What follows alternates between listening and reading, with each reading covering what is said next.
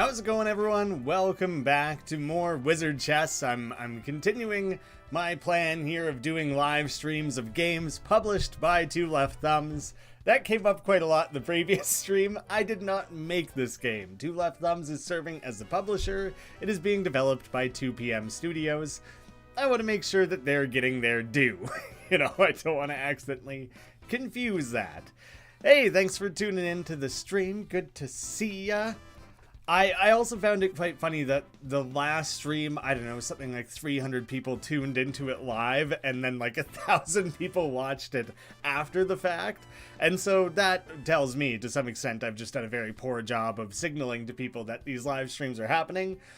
And I don't really know how to advertise them any better than I already have. So hopefully people just become aware of them the more I do them a little bit. Because I'm looking forward to having people hang out during these streams. It'll be fun.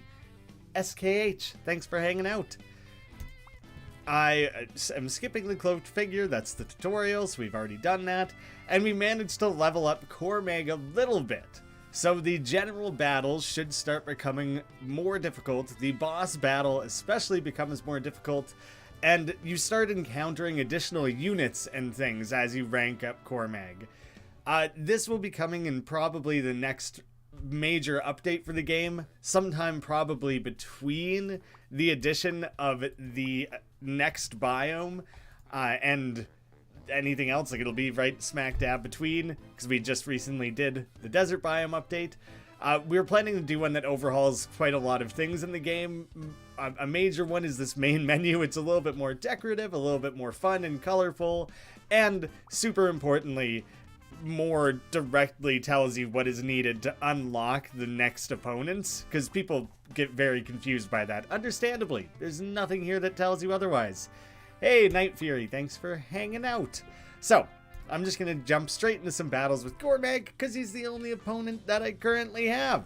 I want to kick his ass a little bit and go from there. So, the last time I would have done some stuff with the welcome party, with the warriors. We now have the adventurers to work with. So the merc, pretty straightforward unit, just kind of moves around, has good defense, that's his main thing.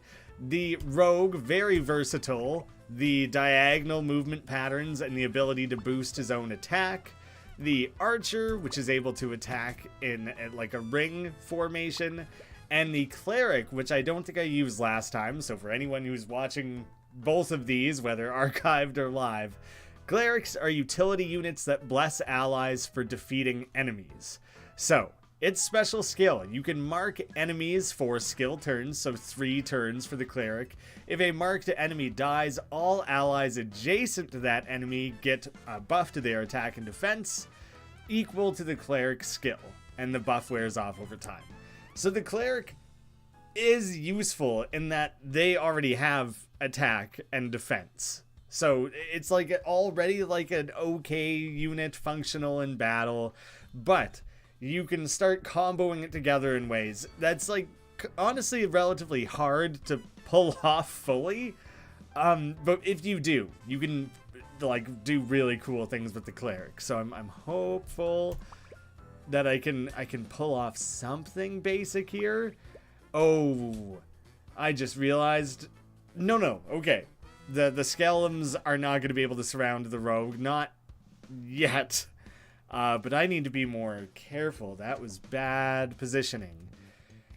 Only one of the skeletons will be able to approach the rogue currently, so I'm not going to try and move anything there. It's safe for a turn at least.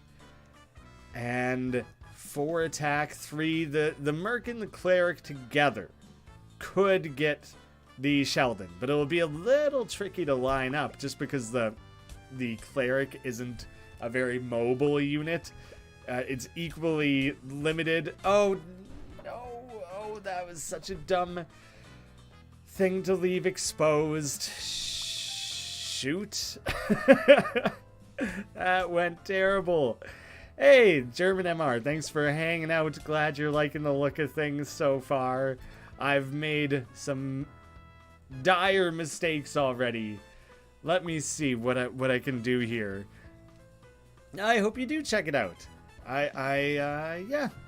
I tried. It's hard to be unbiased in this situation. Let me see. Okay, so if I move my rogue up here, the most I'm going to do is kill this Krabby. But I don't think I can get... Oh, no, they'll be able to surround the cleric. I basically have to run. So the killing the Krabby is super easy. That's something at least.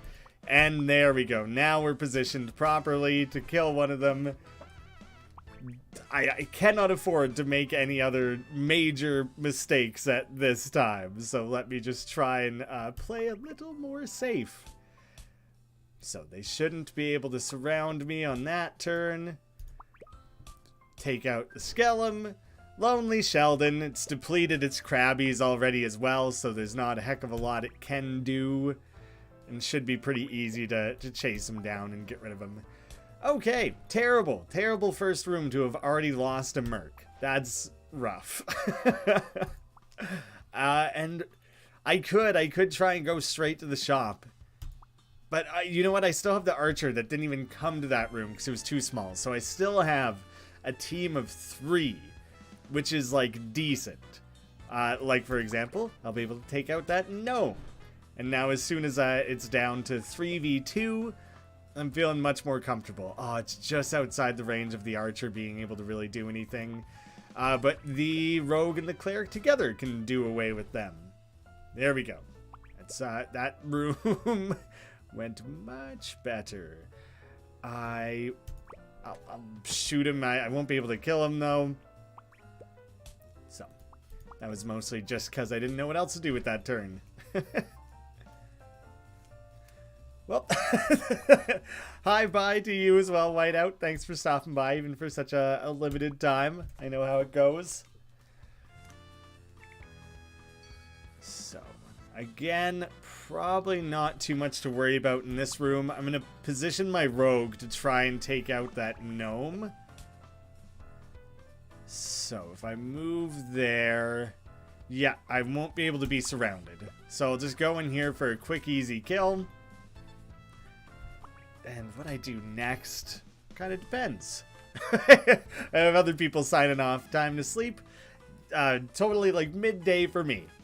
So not a concern for myself right at this moment.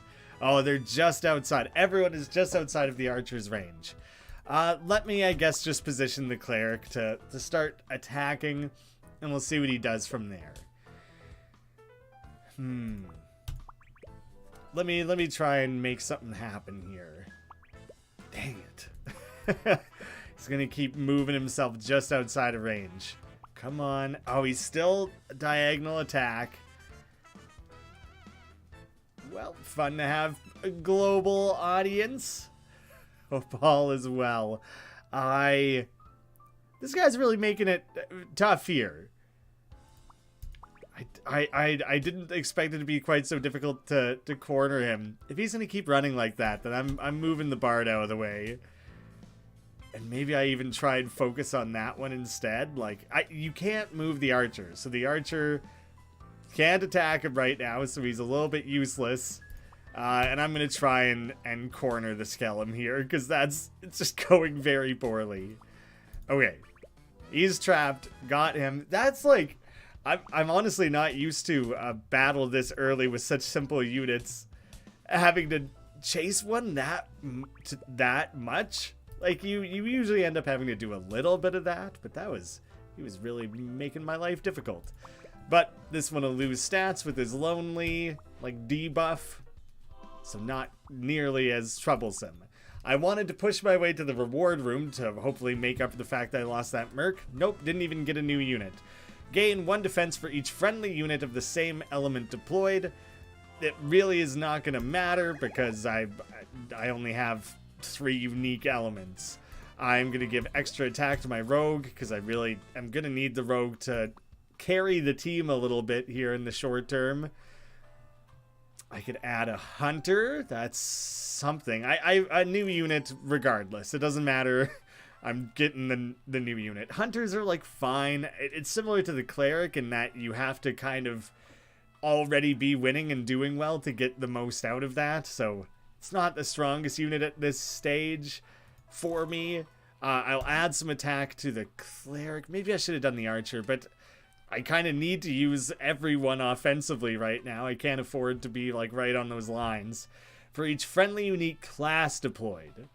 That will be huge. Oh, I already gave it to the archer, so I guess I'm giving that to the rogue. The rogue should just be nice and beefed up.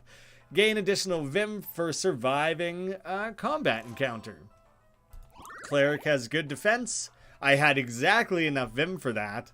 So the cleric is hopefully primed to survive. I have to do combat. Might as well do the one that's going to give me access to 2 reward rooms. So, everything's a little stronger. Damn it. I wish I had stronger attack on the archer. Oh, shit. Okay. The gnome luckily can't get at the archer because he would kill him. Not that one can't either. So, I don't have to worry too much. We'll just put away that imp. Now I have to worry. And this is tough, because I think gnomes can only move diagonal, but I think they can attack any direction. In any direction, including diagonals. Yeah, so that's always helpful to have that to be able to pull on.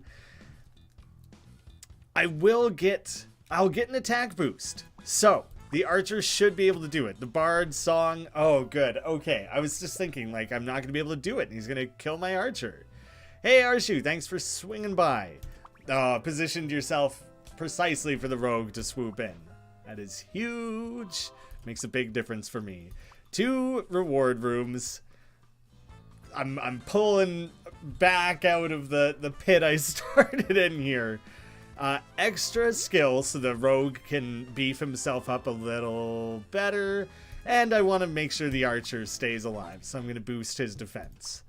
I'm hoping I get a free unit in this one. Man, it's really holding out on the units. For each friendly unit of the same class. Oh, well, I mean, I'm going to take it and I'm going to assign it to the unit that doesn't already have a trait. And I will give this to the rogue, because I'm putting so much stock in him being an offensive asset to the team.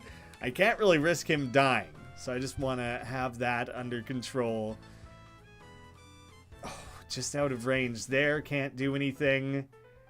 But his defense is pretty weak, but he won't get surrounded or anything, so I should be able to take out that gnome. He's got a lot of crabbies that he's going to start generating here, so I actually want to try and deal with the Sheldon sooner than later. Of course he's going to move. Okay, but he actually moved himself adjacent, so that attack is going to happen. All I have to do is move the archer's attack. Okay, didn't even summon a single crabby. Managed to do away with it sooner. That is within range for the rogue for a diagonal attack. And that about does it. I don't want to shoot him with the rogue. Yeah, and he won't. Okay, the rogue can do it. The rogue can do it.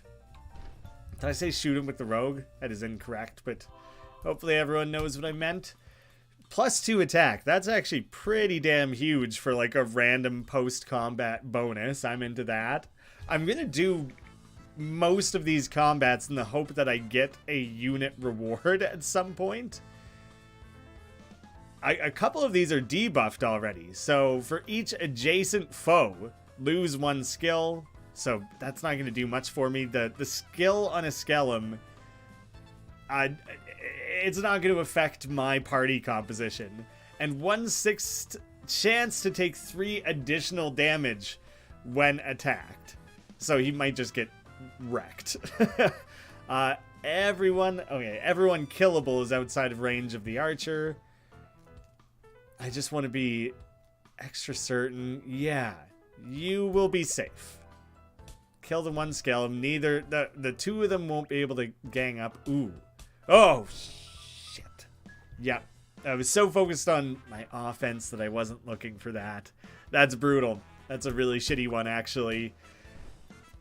The archer is so useful. That sucks, and it's just, it sucks harder when it's like, you know you screwed up. It's your own damn fault. That one was happening regardless.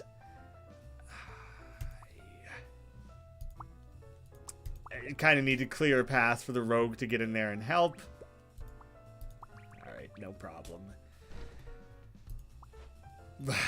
Here I am trying to gain units back. The archer is actually so valuable to me. I genuinely really needed that. I'm going to do a mini combat here in the hopes that this just kind of goes well. Oh, I don't have a nice diagonal to, like, get involved. I can take out the gnome. I'm going to have to keep doing what seems like the simpler combats in the hopes of earning units. And I'm pretty sure, like, decisive kills like that benefit you. I'm kind of hesitant on that. I don't want to say it with 100% confidence. But I think overall, the better you perform, the more likely you are to earn a reward off of the room. So that kind of dragged on a little bit at the end there, so I might have lost it. Yeah, no rewards off that one. Only Vim. That might be a shop. I only had 2 shops, so hopefully another one generated. That might be being influenced by the raised difficulty of Cormag. So, lose 1 attack for each friendly unique element deployed, so he's losing like everything right now. Gain defense for each friendly unit of the same element, but apparently it's a bunch of unique elements. He's not gaining anything. This guy, however, for each friendly unique class, so his defense is, like, jacked up right now.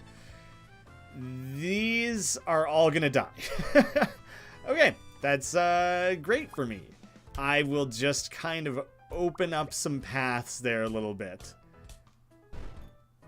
So, the excellent there earned me a reward for just, like, crushing that unit. So that's something for me. And killing those friendly, unique classes have lowered his defense. So the way that you can kind of use alternate paths to weaken an enemy rather than debuffing him or just trying to overwhelm his defense, like, that's like a viable way to go about it.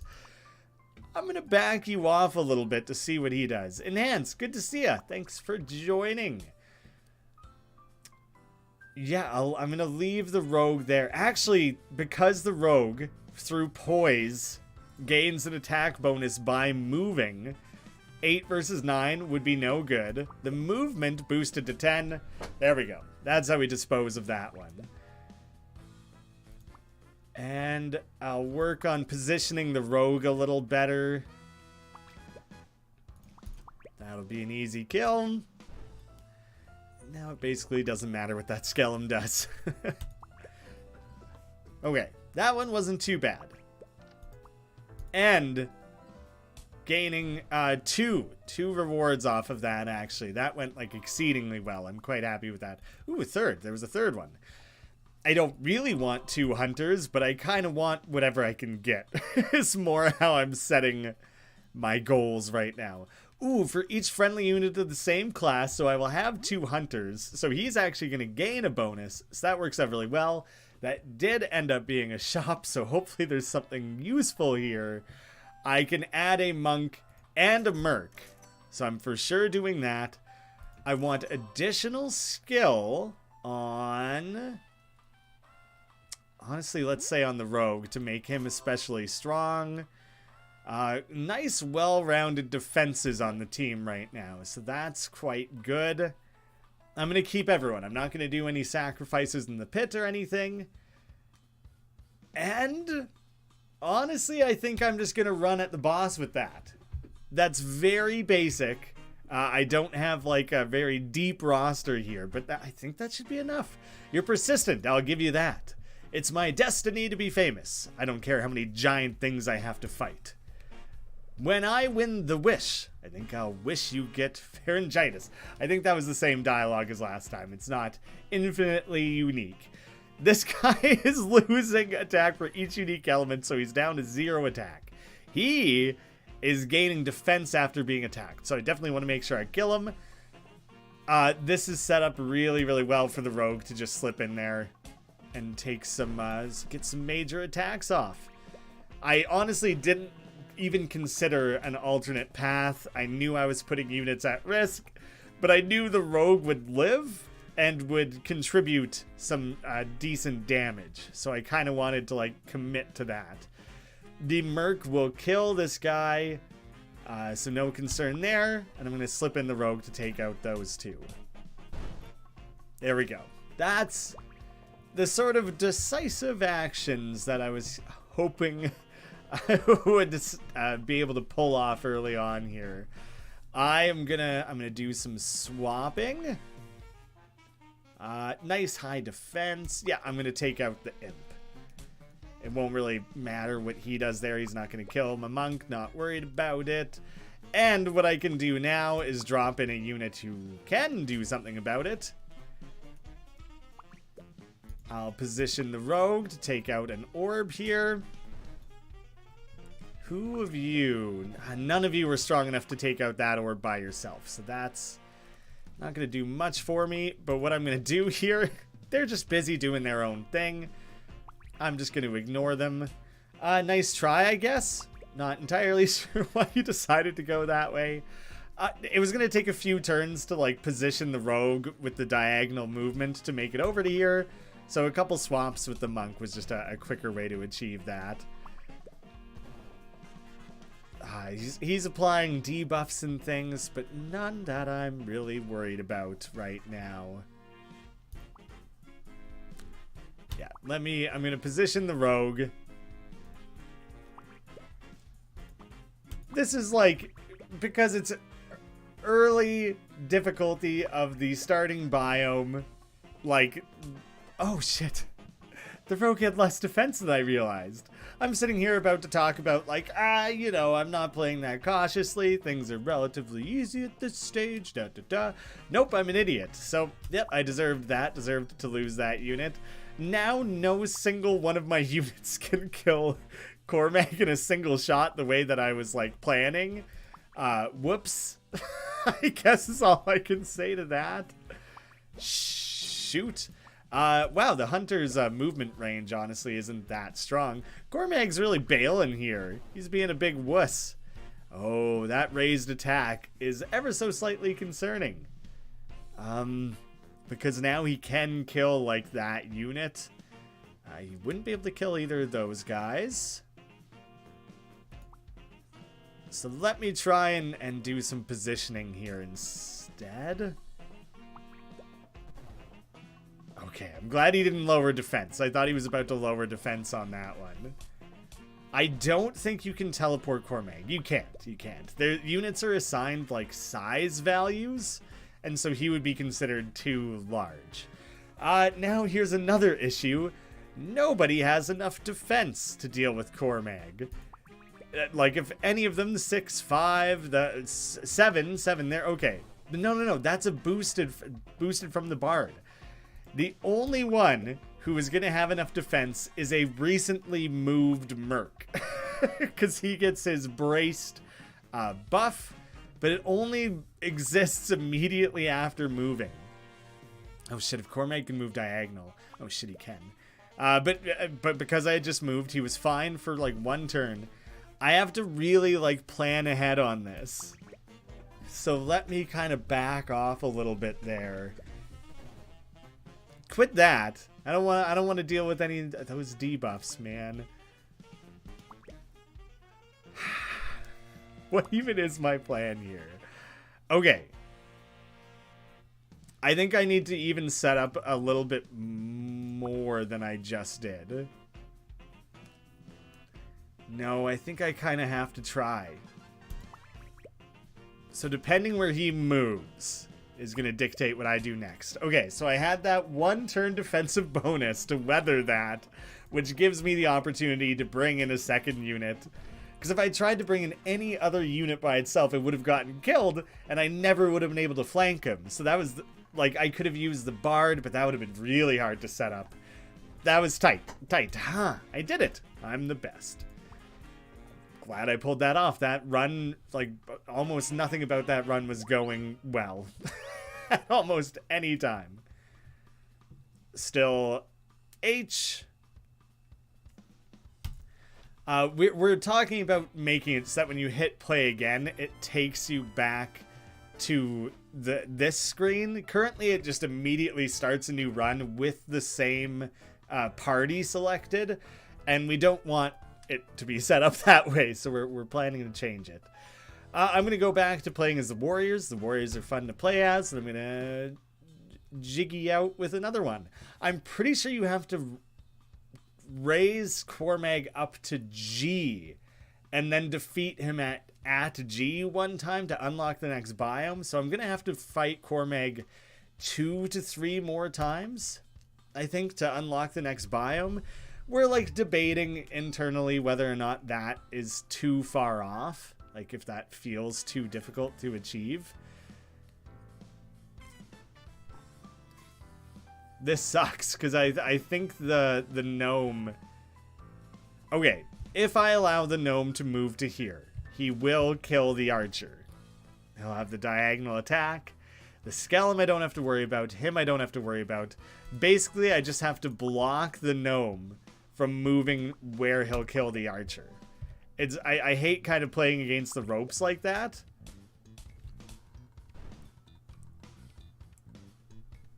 I was so blind. Shit. Oh, no. Oh. Well, that's brutal. The archer's gonna die.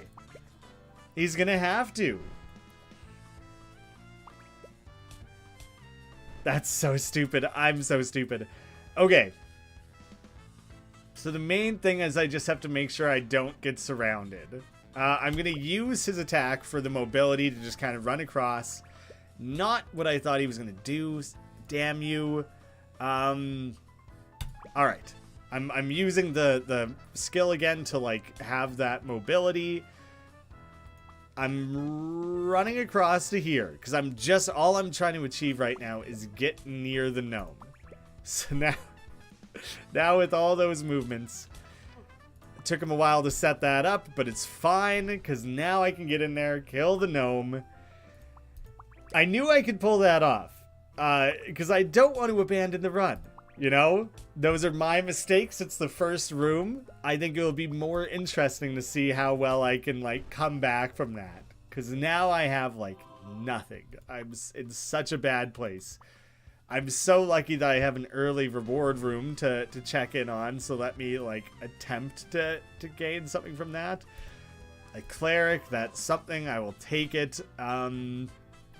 Let's give the Lancer an attack boost so he's more likely to be able to one-shot enemies, because I'm gonna need that a little bit. I'm gonna do a small single-room combat, just in the hopes I can more easily, like, deal with it. Okay. The monk is gonna be amazing while I'm, like, in this recovery mode here. And I can use his skill to chase him down. Beautiful. That was like what I needed. 2 shops and they're both so small.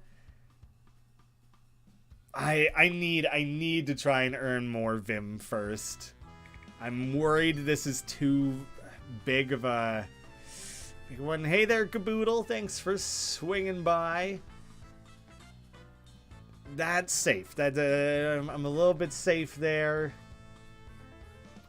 Okay. The only way I can kill this skeleton is to debuff it, or the easiest way.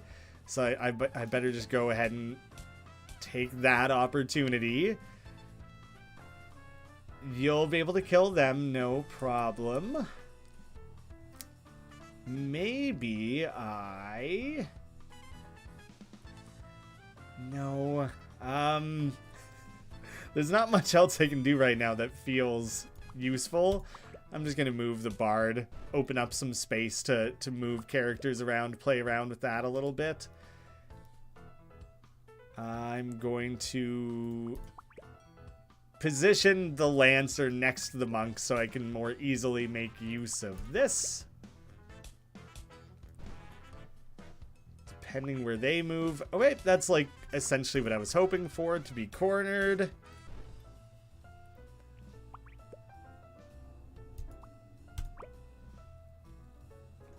And what would just outside. Come on, come on. You're gonna really drag this out. Okay, the cleric can get in there still. Okay, now I'm much better positioned. I'll get a reward. I'll make some stops at the shops. A dog. I'll have a little bit of a buffing support potential on the team here. I'm gonna start at the smaller shop. Do I want to buy a hunter? 10, 14, 10. I can buy everything, so I'm just gonna do that. Let me add additional attack. How about to the Lancer? The Lancer's getting beefed up big time here. A Spades Television is just asking, what do I think of Plants vs. Zombies? You know, I think I've played a combined 30 minutes of it. And I've always told myself that I want to basically like find a time to just commit hard to that game, because it seems like a really fun thing to keep coming back to.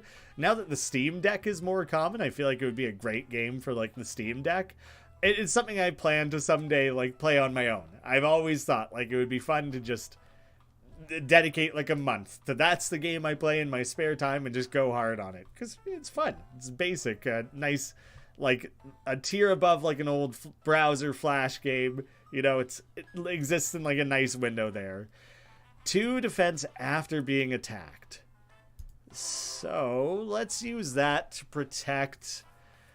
Everyone has good defense, so I'm actually not too worried about it. For each friendly unique element deployed, I'm going to use that on the cleric. Sure.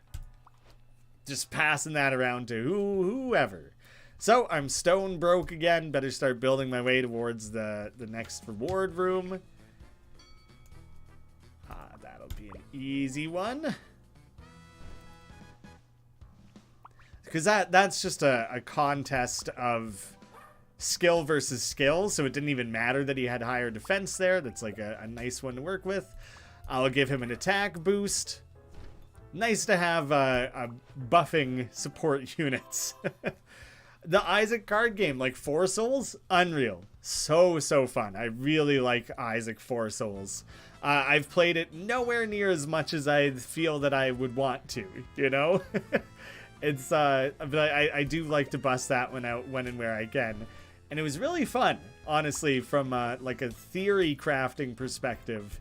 Seeing the small ways that Ed found opportunities to layer in lore into his like card game. Like, I don't think people really expected that. So that was really fun for me, because I had known for a long time that I wanted to make an in-depth Isaac lore video.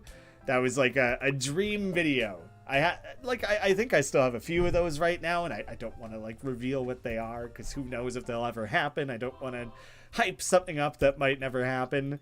But that was one that I knew for like a long time that I wanted to make someday.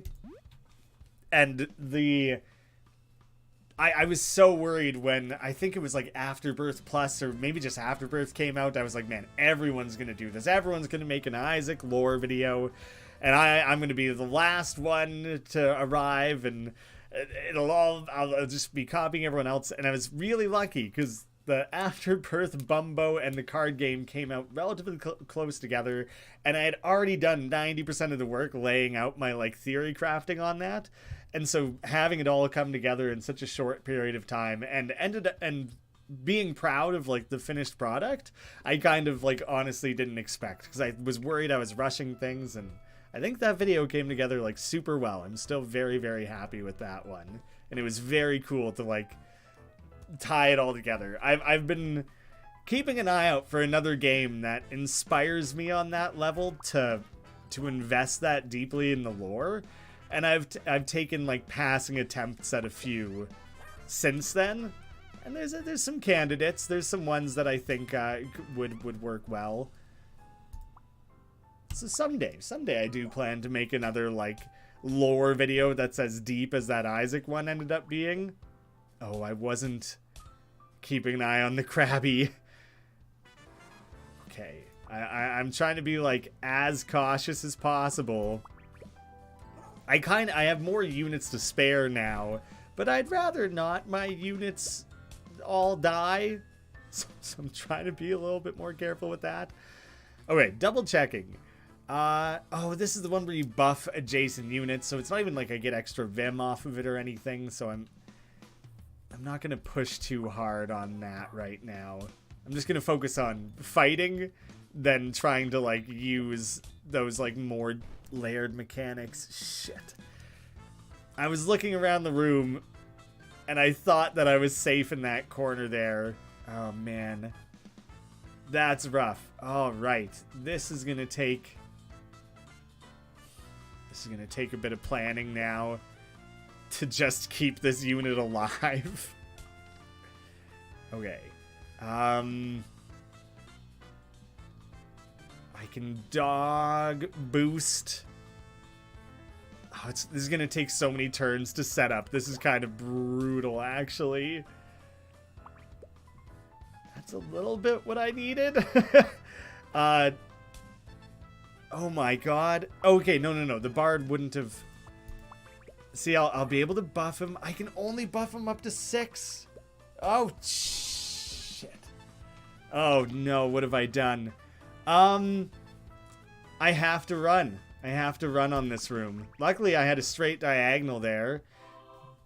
That went terribly. That went so poorly. I want the Lancer to have higher skill, so he's more likely to succeed on those skill checks. I'm going to go find a mid-sized combat to do instead.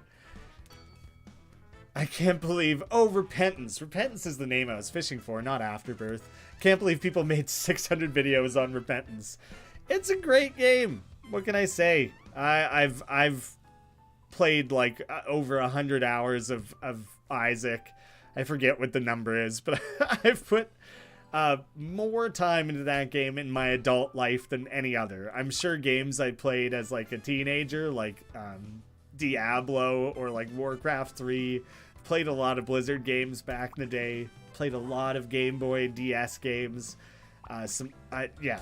But Isaac is the game I think I have played the most as an adult.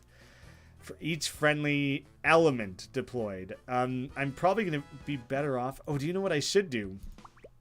I should line him up to kill him based on skill instead of attack. Because it's going to be too hard to do attack-wise.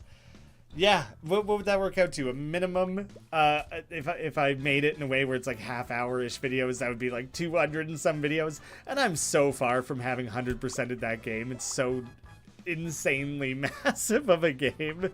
And it's a tough one, though, because I feel like your skill drops off dramatically when you're not actively playing Isaac, like, every day. And so every time I set the game down and pick it back up, you have to like relearn the game and re-improve to actually make it consistently far. So that's a huge thing that's like limited me from ever like 100%ing Isaac. There we go, with an attack boost there to kill the skeleton, and there we made it through that. Opinions on You Don't Know Jack. Might buy some older volumes on Steam. Honestly, my experience with the like oldest Jackbox titles is super limited. Like the original ones before the party pack, when it was just like Jackbox, I did not ever put a ton of time into those. So I do not know how well they hold up or anything like that. Hey, Domriod, I guess. Thanks for swinging by. Attack for each friendly unit of the same element deployed. So these two already have traits given. The fire is obviously where I want to apply that, so I'm going to give it to that hunter. To Iraq. And then I have Irindok, Beln, Adage, Blurf, and Eggs. A lot of them have kind of like crazy names, but now and again they're just kind of simple, which I like the way that they're mixed up. I don't want another cleric. I'm pretty maxed out on clerics right now. One attack. Yeah, sure, I guess. Let's give it to you. Temporarily gain 2 defense after moving. Psh, I guess I run the Lancer around a lot. Maybe that would be useful. Of the same class deployed, I actually do. I have 6 unique units right now. Right? Yeah. So that is like not useful to me. Yeah, I'm gonna gamble by buying the cleric and refreshing Oh, I don't have enough to unlock the archer. Okay, so that, I can only get archers right now with that starting party selected. Damn, that's too bad. I would like to be able to start buying archers. So where am I going to spend the money I have here? I can't afford everything. Permanently gain +1 upgrade to a random stat after surviving a combat, and gain additional Vim after surviving a combat. Let's just make the dog gain random stats. Have a veteran dog. And then I'm going to give additional skill to... Honestly, I don't really even know where to put that. The hunter and the support units I don't really need. Let's give it to eggs. And that's... I've used basically everything now. Yeah, I got to endure a couple more combats here, I think. Hopefully I can come away with something useful. None of them are strong enough to one-shot anyone, so I don't have to worry about that. But I really don't have a lot of options. Let me slip him in. He won't die there, at least. Now I gotta start paying attention. The dog will get flanked. Basically a guarantee. So I need to make sure I kill that Krabby. Oh, the pushing it away. That also works. A Nintendo shower thought. I do enjoy shower thoughts. Great subreddit. Just generally like a fun concept. What am I even going to do here right now? I'll kill a couple of these Krabbies. Having 2 Sheldons on the screen is making that a little chaotic. There's so many things being summoned here.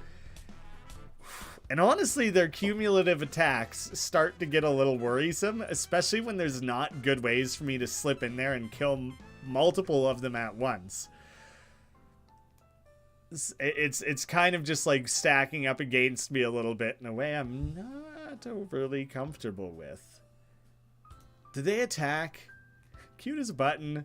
Look at those little claws. Damn it. What?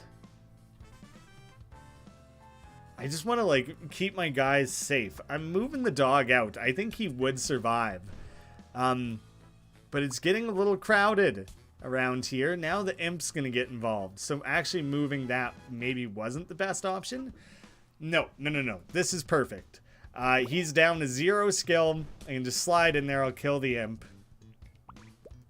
It's getting a little dicey, but I think I'm well enough positioned. There we go. Thank you, Lancer, for doing your thing.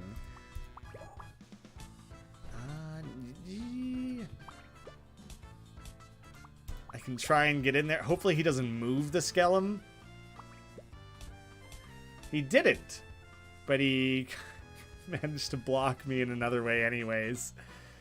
Because I wanted to move the bard to be able to give that attack buff. Well, let's see what we can do here. How dare you. Well, I'm just going to go kill the Krabby, and he'll get lonely. If Mario never existed, who would be Nintendo's mascot? They did have a mascot before Mario, didn't they? I do not recall what it was. I feel like it was like pretty uninteresting. Like it was just kind of not a good mascot in general. Protect the Hunter, a new Merc, sure, why not? I'll probably give that defense to one of the Mercs.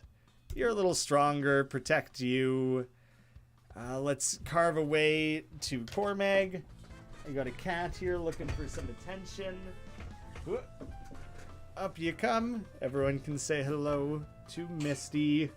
You're a cute cat. She'll probably just hang out here for a little bit. I think that, like, yeah, Jumpman is Mario, but I think they had someone before that. Maybe I'm thinking of Sega. Maybe it's like the whole thing that Sega had a pre-Sonic mascot. Like maybe Mario was legitimately the first for Nintendo. So the hunter's going to get a raised attack to 8, and he'll be able to kill both of those. That's pretty huge. What happens after that? A little less certain. So I'm going to kind of move... I'm going to move the Merc out in preparation. So, that was a nice handy starting position for those units. Oh. Yeah, that's what you get for not looking far enough ahead. Okay. I will be able to kill that gnome just with that Merc by himself, so I'm going to do that. I'm okay with him having broken that, because I can just run him away, and he'll start recovering his shield. That felt like a fair trade-off, I guess. Now I have to be a little bit more careful, because that gnome could kill the dog. In combination with the skeleton. Yeah, basically I just have to move the dog out of there. Alex Kidd and then Sonic. That makes sense. That does sound quite familiar. I'll let you do your thing down here. It still counts as excellent, apparently, for killing just Krabbies, even though they're, like, super simple to take out. Yeah, that's... This little corner here is going to be an issue for me. Sheriff from an arcade game was the mascot. The mascot for Nintendo prior to Mario. Basically, I just need to... I'm going to run the Merc over there in the hopes that I can get at this gnome. His high attack was like singularly screwing up anything else that I wanted to do. There's some Jackbox lost media. That's interesting. I'm guessing it's something to do with back in the day when they were like DVDs that you would like pop into your TV. I had a buddy who had like one of them, like a and I'm forgetting what it was. I feel like it was TV specific trivia or something like that. But I thought those were the sorts of things that eventually turned into the standalone You Don't Know Jacks 1 through 5 or whatever they were prior to the party packs coming around. So I assumed all of those had been eventually adapted. I would be interested. This cat is exploding fluff in my face, and I'm trying to not inhale it, but I kind of am.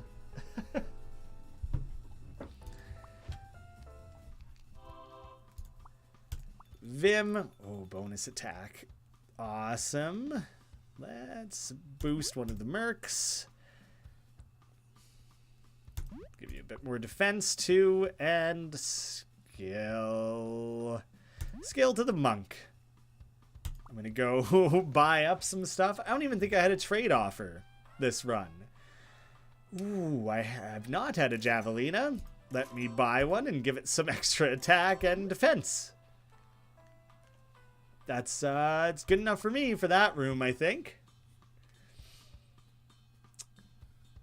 Let's just clear out this whole run.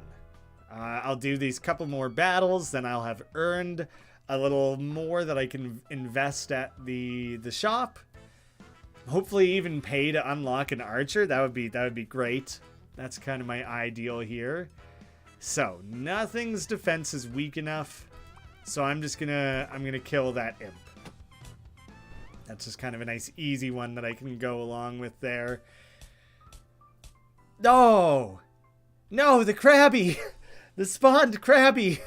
And I just got that Javelina. Oh my gosh, every time. Like, I keep losing units, never enough to fully put me out. But damn, man. Damn, son. Alright. This... I have a plan. I'm just gonna I'm just gonna focus on a bit of setup here. Because I really don't want to keep dealing with that Sheldon. He's a pain. And, no thank you. Take out that Krabby. I'm just making use of the monk here to dispose of that. No thanks. Hey, do Krabbies have you? Krabbies do have elements, so when they have traits that increase or affect attack and defense based on friendly elements on the board, the Krabbies count, I think. So for the lost Jackbox Media, you don't know Jack Facebook. They stopped making it because Facebook needs you to update API, and they weren't making money off of it. So there was like a free Facebook you don't know Jack game. That's pretty cool. I wonder if they like salvaged the trivia from it and integrated that into one of their future games, or will do that at some point if they haven't already. That makes sense. There was a hot minute there where people really seemed convinced that like Facebook gaming, like free games on Facebook, was going to be like a really strong, viable opportunity. And it makes sense that games like You Don't Know Jack would be the ones to make use of that, or Jackbox, whatever they call their team, would be like a good fit for that. You could play it with your Facebook friends and stuff. Like, it totally makes sense. And it's really easy in hindsight to be like, yeah, well, obviously that failed. Facebook's a piece of shit and no one uses it anymore. And, you know, what did they think was going to happen? But there was like a minute. There was a minute where it really seemed like that was going to be like an interesting new future. So I guess I'm going to give the monk some attack. Have an attack monk. That is really interesting. And it makes sense that they would go for that. I imagine if they talked about it, they'll say now that it ended up, you know, super not being worth the effort or anything. But who was to know? Alright, if I move him forward, I think I'll be safe. I'll be able to kill... Oh, right. Oh, the barking. That crossed my mind, and then upon evaluating the larger area, I managed to forget it again anyways.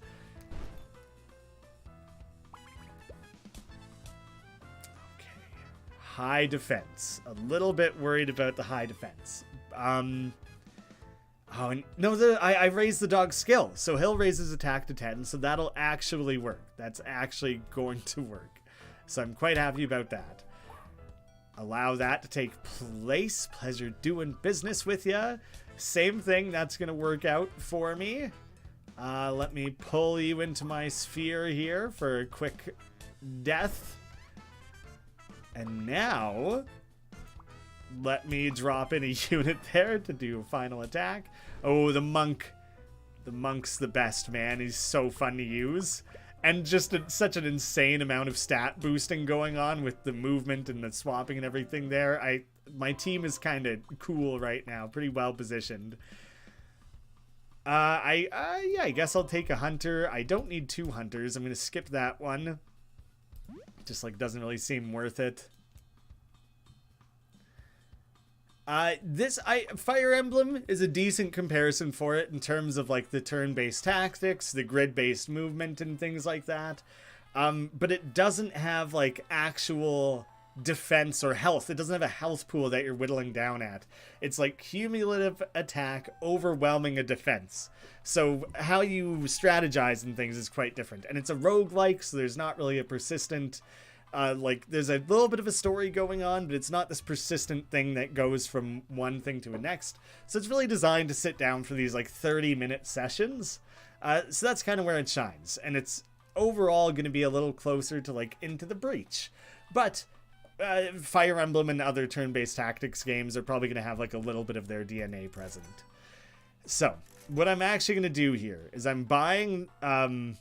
Oh, they both have negative effects. Lose 1 Vim on surviving a combat encounter. Give all adjacent enemies attack when this guy is slain. Okay, so it's not the worst, but it's kind of crappy. I'm going to buy this attack bonus, and I'll give it to the Javelina. I will buy this defense bonus, because it's also +2. I will also give that to the Javelina. But I'm dumping my Cowardly Hunter... And I'm hoping the archer appears. Damn it, I wanted to pay to unlock the archer. Since that didn't come up, I can still at least pay for like additional defense and additional skill. I'll raise the range for the Javelina. The mobile version of Lie Swatter and Clone Booth. I knew there was the mobile Lie Swatter. I did know that at some point. Clone Booth I know nothing about. That one is totally new to me. Hey, Polaration Motion, thanks for swinging by. What game would you like to see remade? Dokapon Kingdom, without a doubt. It's like top of my list. I'm pretty sure they're re-releasing it for the Switch. I think right now it only has a Japanese release date. Please bring it to North America. It is like the most fun game. Me and some friends recorded like a 100 episode series, something in that ballpark of that game. Maybe it's like 80 or something. Fully recorded. I've not started editing it. I really need to, and I uploaded over on the Graham Games Let's Play channel. Dokapon Kingdom is just, oh, it's so fun. I would love someone to make a spiritual successor in addition, or just a sequel in addition to that remake. So this is the same conversation tree we've had before there, so I won't go through that. Yeah, that might not be people's top choice, but it's the #1 thing that comes to mind for myself. Oh man, not having the diagonal movements for the rogue is going to make things tricky.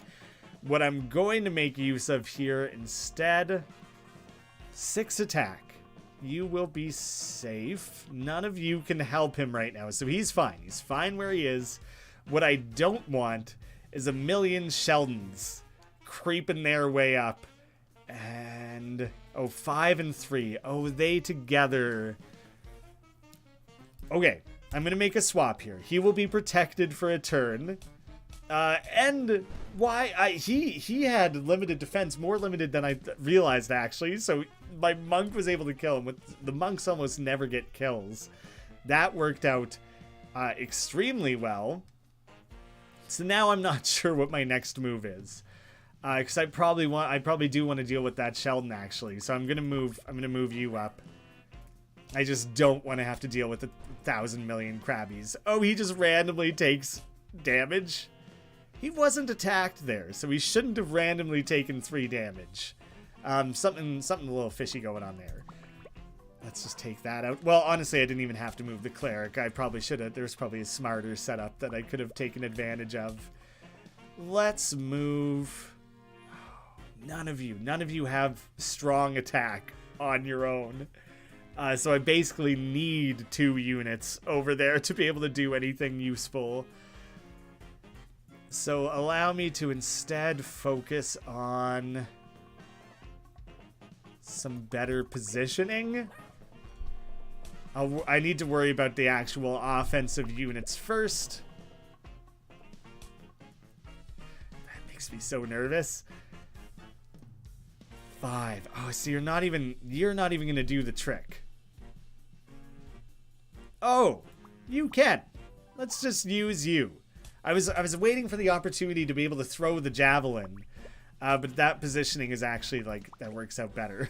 So let me give a dog boost there for a kill, and what I can do next is toss a javelin for the next one, still with the dog boosted benefit. Just put himself in that position. Smooth move. Idiot. All right, I'm gonna need 2 units over here anyways, so let's get 1 in position. And who else is gonna be a part of that? The javelin doesn't have the best movement. I'll use 2 mercs because their movement's a little better. Wait, people thought it wasn't as fun because it had less questions. You don't know Jack 2011 had 11 questions, the Facebook one had 5? So like per session, not like a total bank of questions. Surely they had like many, many more questions than that. I think I know what you're getting at. Not fun, not enough questions. No, it's cool, it's cool. I've clearly put quite a lot of time into Jackbox myself, as I'm sure you're aware from the channel, presumably aware. So yeah, it's interesting to talk about that sort of stuff, and that's meant to be kind of what these streams are about. It's a cool opportunity for me to be able to share new games that Two Left Thumbs is publishing and expose those to a new audience. But it's also an opportunity that I don't otherwise have to kind of sit down and talk to people about different things on the channel, different games I normally cover, a little bit of what I'm working on, what I got going on behind the scenes. I was pretty pretty okay with losing a unit there. Like, the dog was literally the only thing he can kill on his own, unless he does some really specific debuffing or anything like that. So yeah, I'm not too worried about what Cormag's doing right now, and I kind of just get to move around and ride it out. I had a pretty strong team going into this, so like, as long as everyone has that certain base level of defense, it's looking pretty good. Now, it almost doesn't matter what he does. I'll just position the Bard, give that attack boost. There it is. So, we'll see if we level up Cormag on that one. It might be right on the line. I might be just shy of a proper level up. Oh, Cormag is now G. They will be more challenging from now on. Oh, you can see I'm just shy on the H there. That run took a little longer than I expected. I'm going to do... I'll do one more. I'll do one more run, at least. I think that's going to be a minimum for me. So I didn't quite level up to unlock a different starting party. Do you know what I'm going to do? I'm going to go back to the welcome party. I'm going to use that as my start on this run. And, oh, do you know what? I think I have to defeat Cormag as G once. I don't think I have to level him up past G. Just one defeat at G, and that will unlock the next boss. Hopefully I don't lose. Hopefully I don't faceplant on this run and miss out on that opportunity. If I'm understanding right, it's a combination of chess and Fire Emblem, and the goal is to take out the yellow characters. I don't know the game, but that's what I'm picking up. It is chess, foundationally. I would say that some of the other influences that are coming into play here are actually like Magic the Gathering, to have different biomes and elements and things layering together to build combos. So there's some of those like deck building qualities to it. Yeah, so those are probably like chess, roguelike deck building. Those are like the most foundational elements. It's going to borrow from things like Fire Emblem and Into the Breach. But largely it's kind of attempting to be its own thing, which is what appealed to the game for me, is that it was familiar in like 9 different ways and new in all of the important ways that made it feel like worth giving your time. It's not just like a reskin of a game you already know and like. Like, I think it very much stands on its own, which makes it quite a fun experience and like something worth working towards getting good at, you know? And the game kind of keeps introducing new challenges and things to keep you coming back and playing around with it. The game is currently $9.99 US. It's in early access, so things are being changed, added to. New biome is on its way. There'll be the 3rd major biome. That'll be like a huge major addition to the game. A lot of things expanded and added to it. Yeah, early access. It is an early access title. But right now, we like to be able to play through Cormag enough to unlock the next biome and then unlock and master the next biome. Probably easily a good 12 to 20 hours if you really want to give it your time. Like maybe you want to wait till there's a little bit more run variety introduced, so you know you can always wishlist it and keep an eye on future updates. I'll also be upfront about the fact that during the early access period, we currently don't have plans to discount it any higher than 25%. So that's currently the highest discount we've ever applied. Yeah, I think that would be the most I could disclose there. Another thing is that if you already have Dead Estate or are planning to ever pick up Dead Estate, then something you can actually do... Can they attack diagonally? I actually don't remember. I don't think they do. So I don't have to worry about that too much. Yeah, I have concerns there, but I think I'm safe for the moment. Instead, I'm going to worry about some positioning.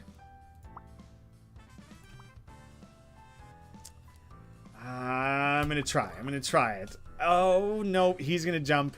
Oh god. Okay, the computer made a bad play there, and I'm very lucky, because I should have lost a unit, actually.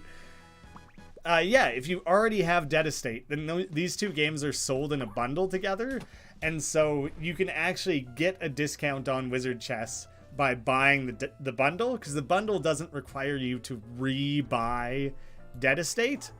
So that's like kind of a thing that we've done there to encourage new players to pick up and test the game. And if you wait for the game to be on sale, which there should be a sale at the end of the month, you could wishlist it in the meantime, then there should be a sale where this game is on sale and the bundle is on sale. So that's like, you can get like an especially good price. You can get it closer to like $6-7. So you can wishlist it and then, you know, have a nice impulse buy down the road waiting for you.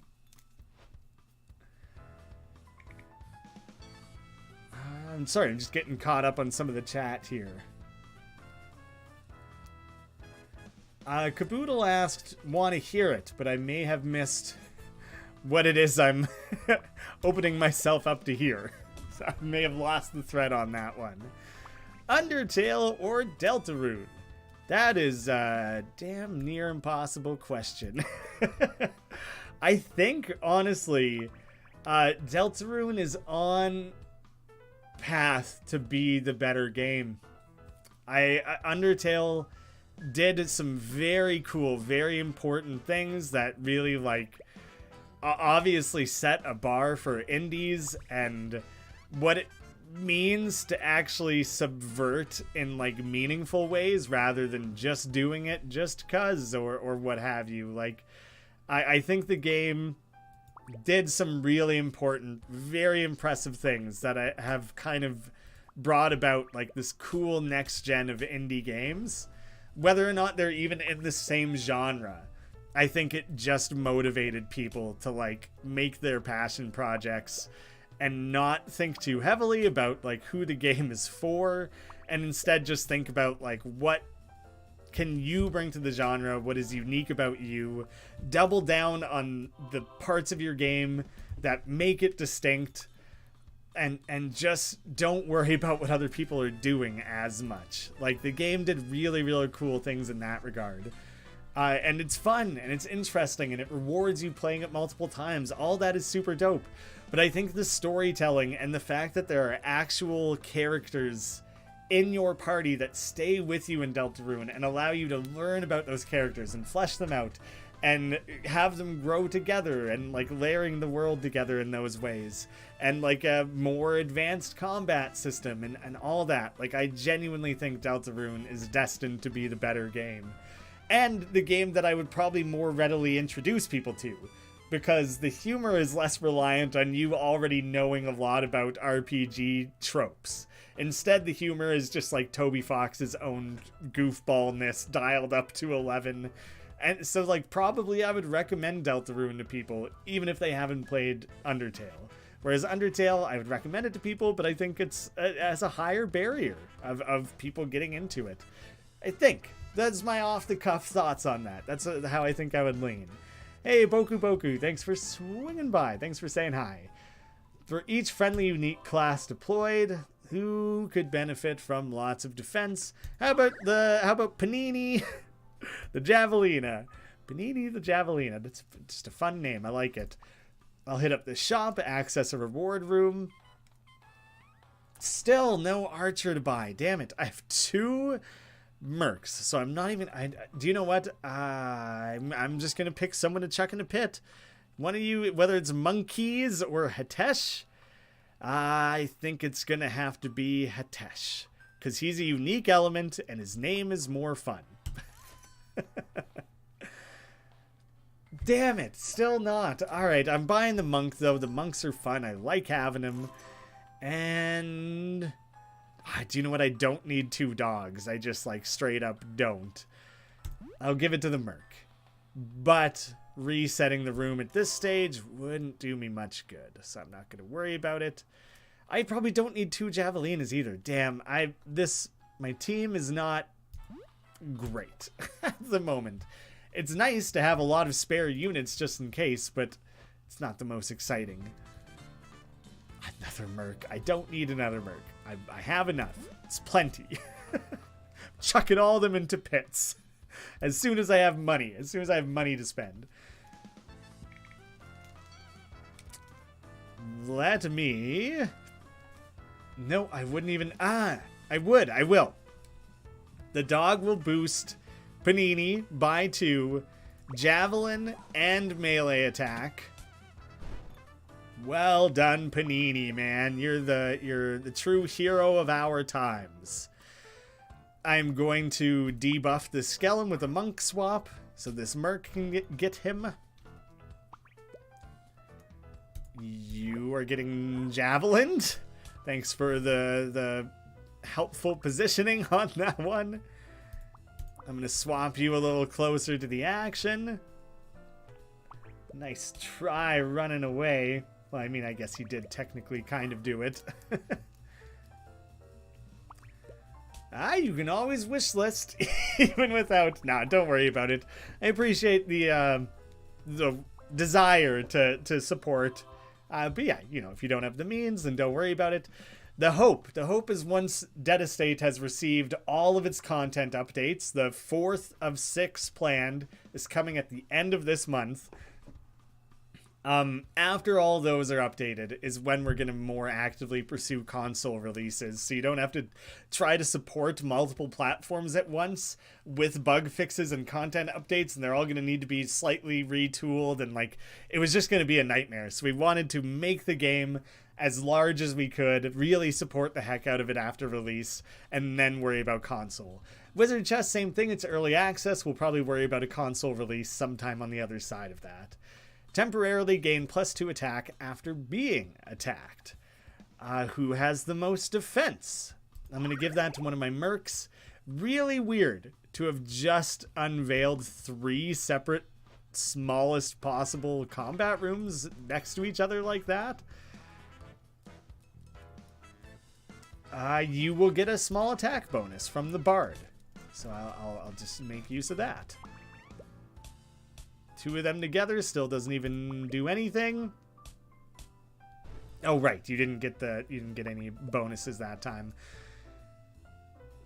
Well, let's move him here. Attack bonus. Wrapped that up in a tight little bow, nice and quick. Easy does it.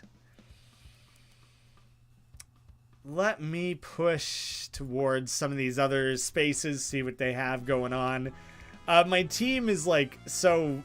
I have too many units all of a sudden, so it's kind of impossible to try to specifically build up any of them. I'm going to pass. I'm going to not move anything, and I'm going to let him come to me and kind of see what he does. Yeah, okay, fair enough. Let's just worry about some positioning. That's fine. It's nothing. I'll just go kill this gnome. Ooh. I just left him exposed, though. He's going to kill my Javelina. That was so obviously going to happen. Damn it. Oh, wait. How far can the dog move? Not that far. Not a super mobile unit. I basically want to lure one of them over to me. Not what I wanted. The 2 of them together can't even get my Bard, so I don't even have to worry about that. But they can. They can get my merc, so I do have to be, like, quite careful with my positioning here. There we go. Back him up. Oh, and he gained attack after being attacked. I forgot that that was that specific merc.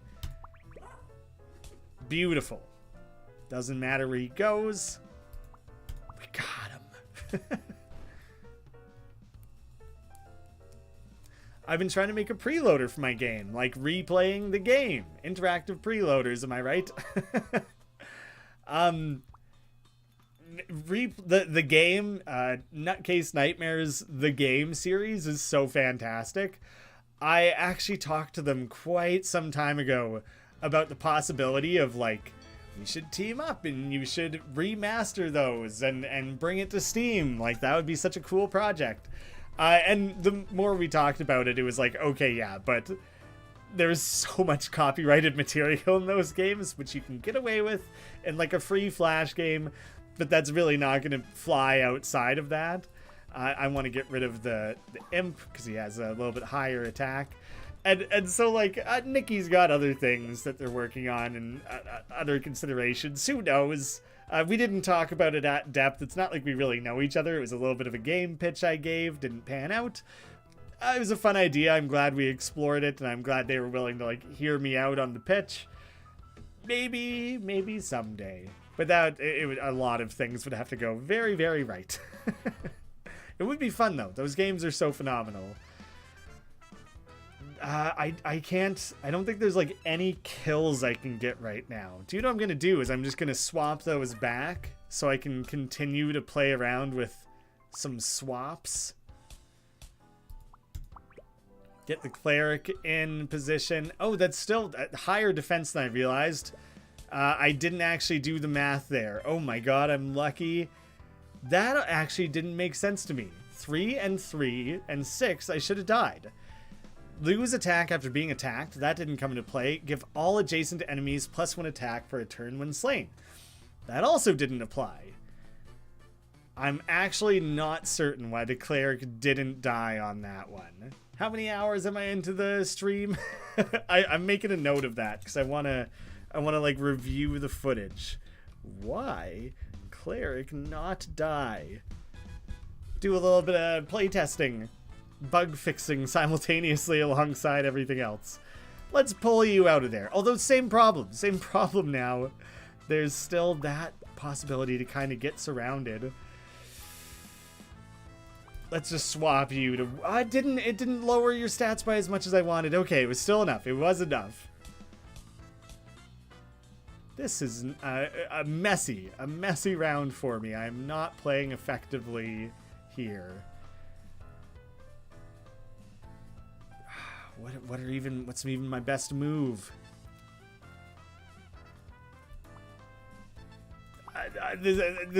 I'm playing poorly.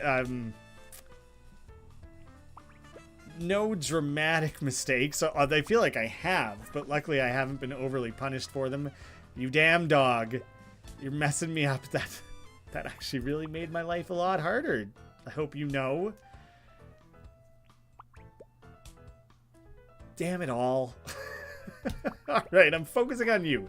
You're cornered, and I'm killing you. That's all there is to it. So how about them apples? There you go. Horror movies? You know, I hated horror movies for many, many years. Could not get into them. Just like, too scared. Was literally all it came down to. I hated the feeling of stress. Like watching The Grudge as a kid messed me up. Hated that. Couldn't deal with it. Yeah, swap in there for the monk boost, but the monk only boosts defense, so the dog was what boosted the attack there, actually. That worked out swimmingly, not even how I had planned. But the first horror movie I remember seeing where I felt like, oh, I have not given this genre like enough credit was The Conjuring. And even then, still mostly just a movie about jump scares and being scary. You know, there's a little bit more to it though. The characters are cool. It was well filmed. That was like a gateway movie. I was still scared out of my mind for it. But I at least like got it. I was like, okay, this is fun. This is like a scary level of fun. And that raised my roof to watching like 1 or 2 horror movies a year. And I watched a couple here and there to kind of like, desensitize myself a little bit. And eventually my brother got me onto The Haunting of Hill House, the Netflix series. And to date, that is the most interesting, best horror like media I've ever seen. The storytelling is incredible. The characters are phenomenal. It's the most well-directed horror there is. Maybe in between there, I started getting into like Hereditary and Midsummer. So I started finding more interesting, like, horror that's more focused on, like, storytelling and things than it is on just jump scaring you. Mike Flanagan is so good for that. Ari Aster. There's some phenomenal directors out there. I want the Rogue. So yeah, now I'm, like, all in on horror. I'll watch, like, horror anything. And yeah, Jaws is a classic, for sure. I've seen Jaws.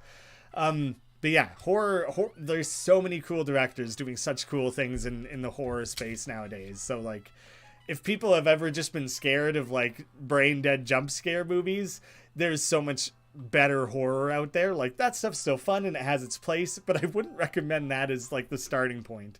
People should get into the horror genre with like the less jump scary stuff and the more creepy stuff. At the start of combat, gain 2 attack buff for skill turns. Who has the most skill? Who has a lot of skill? I'm going to give that to the cleric. So the cleric is going to start off with some nice buffs. Honestly, I'm going to boost its skill as well. So it lasts for 5 turns. That'll be great. Gain 2 defense if they stay still. I don't even know if I'm worried about that, honestly. I don't think I'm going to buy that one. I'm going to do a couple more combat rooms and then go visit the other shops and try and buy up some of that stuff, you know?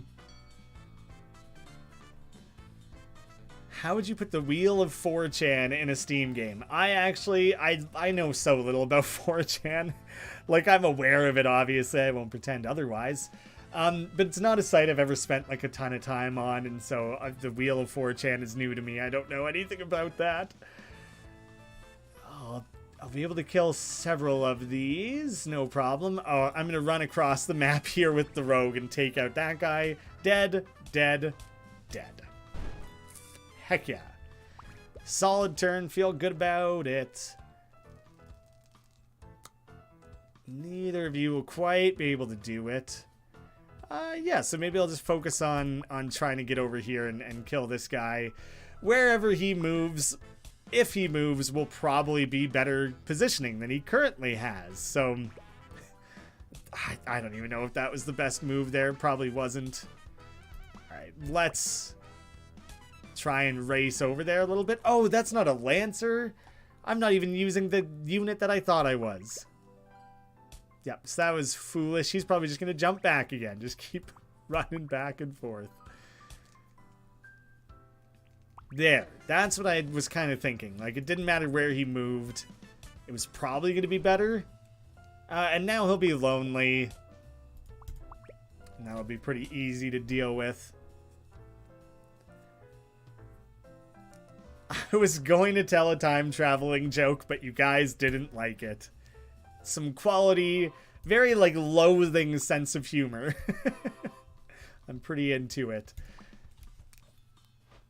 Oh, I'm missing all sorts of chats here. Marco, did someone make a Germa Jewel wizardry joke yet? Like Germa the streamer? Any clip I've ever seen of Germa is like the funniest shit out there. But I so rarely make time to watch streamers myself that I'm like not gonna be in on like any of the inside jokes. Oh no, that didn't quite kill. Okay, a little bit safe. There's potential. What can I do here? Killing this gnome is going to be the best thing for me, I think. I just want to do away with that. Oh, that summoned Krabby is sketchy. I'm a little bit lucky there.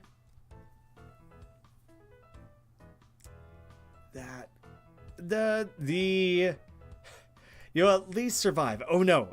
If he spawns a Krabby, my cleric will die. Sketchy. Okay, here's what I'm gonna do instead. I'm gonna use the javelin to take them out from a distance, so I don't have to like put an enemy or a unit in harm's way. I was not remotely paying attention to what they were doing. I guess at least I was able to do away with that. Yeah, but if someone wants to attempt to explain Germa Jewel wizardry to me, then that'd be fantastic. I'd be happy to get acquainted. Let me move here to take out that one Krabby so I don't even have to, like, think about it. Honestly, Lonely, okay, this is interesting to learn. Lonely does not apply to a unit like Sheldon who has the potential to make themselves not lonely. Oh, God. That's why it's not a decisive victory yet, I guess. Oh, damn it. All right, let's be notably more careful. The Krabby and the Sheldon together could kill me. So I can't allow that. Now there's the risk of summoning a Krabby, so I also can't have that. I'm going to move out of harm's way. That's because I wouldn't be able to get a kill that turn anyways. Do you have the Lonely applied? I don't think you do. I don't think you're losing stats. I kind of just want to pass my turn and see. No. That isn't diffident. Oh my god. Oh, you've lost all your skill because you're summoning Krabbies. Yes, that works as expected. Now we'll have the Lonely applied, right? Interesting. Interesting. Yeah, okay, that's another one worth making note of, actually. So, there's a mechanic in this game that helps, like, cleanup be easier when there's one unit left on the board, so that you're not wasting a million turns chasing them around trying to kill them. And it didn't work, and I think I know why, and I need to pass that on to the developers. Caboodle, I love your Kill Bo series. Great series, and the Life of and Death of Bo is really good too. I didn't know it was a collab until I looked up the credits. Oh, well, thank you for presuming that I was talented enough to be able to animate in that many different styles. Panini, bring Panini back to the front. I don't need another dog, but, you know, I'm going to take it. And I'll boost Ziggy. Oh, see, now I'm going to take 2 dogs. All right, no. I know what I'm going to do here. I can throw one of the dogs into the pit if needed. No, I super appreciate it. The Kill Bo series really has such a special place in my heart. I really should make the video I've been intending to make where I talk about the making of the Life and Death of Bo, because it was very fun for me to put together. And I'm kind of impressed with how smoothly it went, considering I was pretty out of practice organizing a collabs. There's always going to be hurdles and roadblocks that come up with those, and it just kind of went well. I'm very happy with, like, the end product. It really lives up to, like, what I hoped and wanted. Yeah, I'm super proud of that. And I felt it was very cool that I released it on, like, my 30th birthday. That was just very, like, celebratory, and it was very, very exciting for me.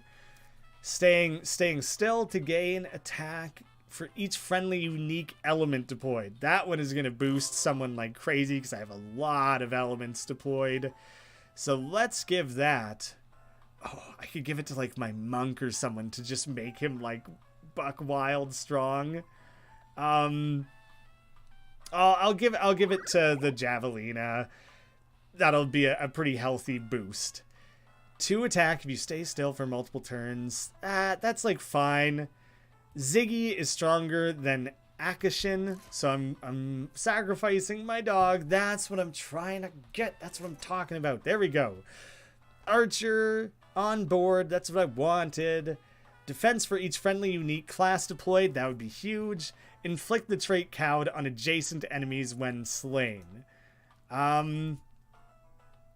Oh, that's if the archer was slain, so I don't care about that. I want you to gain a bunch of extra defense, and I want you to have the extra skill for the extra range. That shop went, like, entirely how I wanted. I feel very good about that. Good enough. I think I'm just going to slip in there for the boss battle. That's, like, my team is way more where I, like, wanted it to be. I don't even know if I brought all my units with me or not. It's a pretty good supply.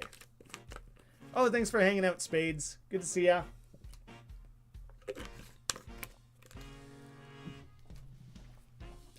Yeah, there's something up with the Ruffle and the Life and Death of Bo. It was not intended to be playable with Ruffle, but it keeps getting turned on, which is kind of annoying. I don't want it to, because it doesn't work with Ruffle emulation right now. You have to play it using the Newgrounds player. I really tried to program that game in ActionScript 2 to make it work with Ruffle, but unfortunately I received submissions in various formats that can't work in a version of Flash that makes use of ActionScript 2.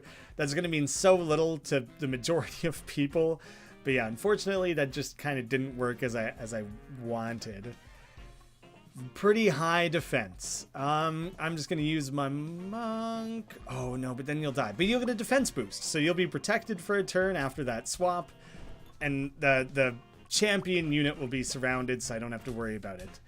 But now the monk is vulnerable, so I can't leave that. Let's put this merc in place. He's strong enough to kill both of them. That's not bad. That works out.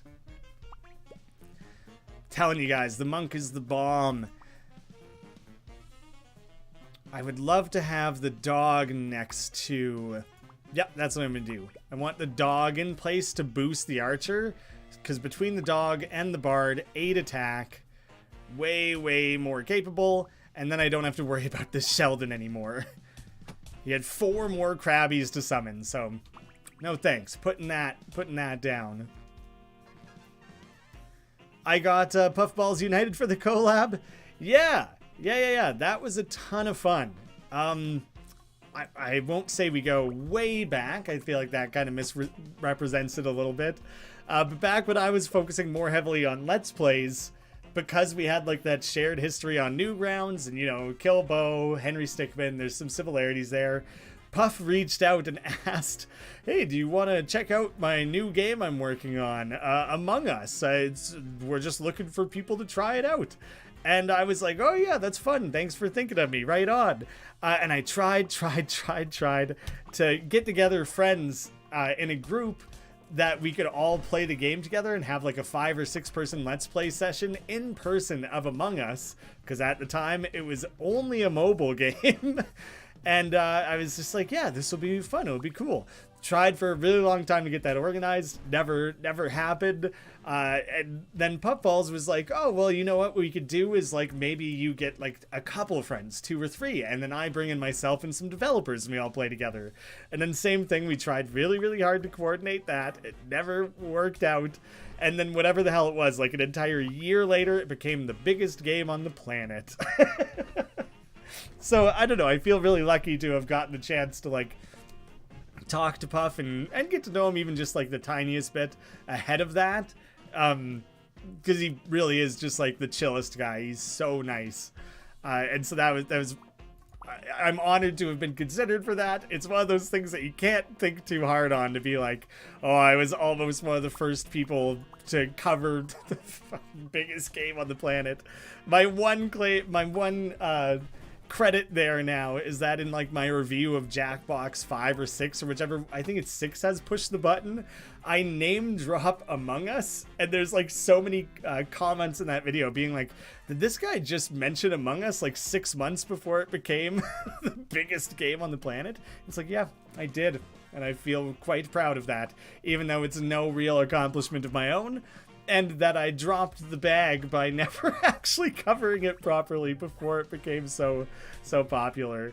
So it's just kind of like a funny bit of history there with Puffballs and I, that we had been in contact dating back to that. And then the timing of it worked out really well, that we had kind of already been in touch. And so he was willing to do that interview for the video on the history of the Henry Stickmin series, like the Henry Stickmin Flashlight series. So that was really cool. He was willing to do that because very shortly after, his time became much more limited, much more valuable. So I was really grateful to have had that opportunity. And so we had, again, got to know each other a little bit better through that. And so I came in asking, like, is there any chance that you would have time to contribute to the life and death of Bo? And he was basically like, hey, don't hold a spot for me, can't guarantee it, like I'll try to find time, hopefully it works out, you know? And then all of a sudden, like whatever it was, 48 hours later, he was like, hey, I found time yesterday and I made my part for the collab. So he made it in like 12 hours or something, and it's like one of the most complicated animations in that entire collaboration. Through the course of making the Henry Stickmin collection, he refined his animation style so much. He's so insanely efficient as an animator that he just flew through it. Super crazy, super cool. So that was like really exciting to be able to have him take part in that with with the rest of us, and I kept it on the down low because I wanted it to be an exciting thing. Like, the day it got uploaded, these other, like, relative newcomers to Newgrounds, some, like, teenagers who have been on the site, like, a year, are suddenly in a collab with Puffballs United. I was really excited about that, and people kind of, like, lost their mind a little bit. It was very fun. Didn't know I was a publisher until today. Yeah. It's been a growing venture, dating back to, like, a year before Dead Estate came out. So, you know, like, 2020, I arranged the partnership with the Milk Bar lads. October 2021, that game came out. And everything that's come since has basically been built on the success of Dead Estate. And I'm really trying to, like, build up a catalog, and sometimes publishers have, like, a through line in their catalog. It's all horror games, or it's all puzzle games, or things like that. Story heavy, like an example is like Fellow Traveler does really narrative heavy games, whereas mine is just a catalog of games I want to play and want to see do well. That's the through line of games that Two Left Thumbs publishes, you know? And the collection videos at large, that was where you first found the channel. Yeah, if you're into that, if you enjoyed the Henry Stickmin stuff, you should keep an eye out for Repellafella. That's one that I'm publishing that is probably most near that. History and Flash games on Newgrounds, choose your own adventure style, although it's very much like its own thing. Yeah, there it is. I leveled up Cormag, or defeated Cormag at G, and have unlocked Hiss, the Philo-Slither. I thought it was Philosopher-Slither, but that's the idea. Philosopher, Philosopher. It works. Don't tell me it doesn't. Do you know what? I'm going to do another run. Now people are hanging out in the chat. I don't want to abandon everyone as soon as people all showed up. But I'm going to save Hiss for another time, because instead what I want to do is I want to go back to Cormag at this higher difficulty level, and I want to take the pets with me. I genuinely have never played with the starting party before, so I'm uncertain how it's gonna go, and so that'll be fun. That'll be fun to try live with everyone and see how it goes. The Newgrounds player doesn't show up. It should just be on, like, the Newgrounds page when you are on, like, the Life and Death of Bo. If Ruffle is deactivated, as it should be, then you should just be able to, like, click a thing that says launch in Newgrounds player. Honestly, I'm going to pop over there right this second, because it should take, like, genuinely 2 seconds. And I'm going to deactivate Ruffle, because it's not supposed to be activated on that game. And it's not the first time that it's reactivated, which is, like, quite annoying, honestly. I have it unchecked. I have it unchecked that it doesn't work with Ruffle, so it shouldn't even suggest it. That's annoying. I don't know why it would do it that way. When I open it, when I go to the page, yeah, it's just in, like, the main section of the page. Launch in Newgrounds player is the only option that I'm given. So honestly, I'm not sure why it would insist otherwise for you. That's annoying. I don't know what's up with that. Sorry, I don't even think I can help you troubleshoot it.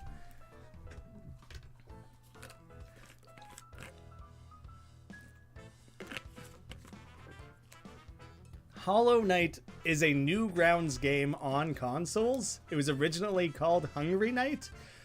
I do not know anything about that history. I don't know if I've ever heard that before. That would be very interesting if it was. And now someone on the other side of things, I didn't know you existed until you published Dead Estate. There you go. People finding their way here from every different angle. That's the hope. The hope is that the YouTube channel and the publishing kind of, like, support each other, go arm in arm a little bit. The problems of the future today. Newgrounds' old slogan was the best, man. I loved that slogan. That was that for the longest time. I don't even know what the current slogan is. Oh, everything by everyone, I think is the current, which I also love. Both slogans are hilarious or good. The old one was hilarious. The first one is more about, like, the current trajectory of Newgrounds, about it being more creator and artistic friendly. So I like the new slogan in that regard. I think it's better, but it's not even used that heavily anymore these days. Does the extra thumb do something? It just gets in the way, honestly. No, it's a joke. It's like if you have 2 left feet, you're a bad dancer. If you have 2 left thumbs, you're bad at video games. That was always the joke there. Yet every time I have to explain it, and say, you know, nothing makes a joke funnier than explaining it. The cats. I honestly barely even know how the cats work. Their eyes are kind of freaking out a little bit. They're just blinking over and over. The dogs I get. They are support units whose meows pull enemies closer, lowering their defense. The dog pushes people away. The cat lures them in. Before attacking, give all adjacent allies defense buff and enemies a defense debuff. Oh my god. So this is entirely going to be about positioning. I have to push and pull units around in a way that that I can actually hurt them, because the dog, these units on their own, like, can't. They barely can. I have to move that dog, otherwise he'll get surrounded. So I had to do that. This is gonna be very tricky. So, okay. He will get pushed. He will lose 2 defense, will be down to 5. That's, like, no good. And I can't have the push and pull happen at the same time, I don't think.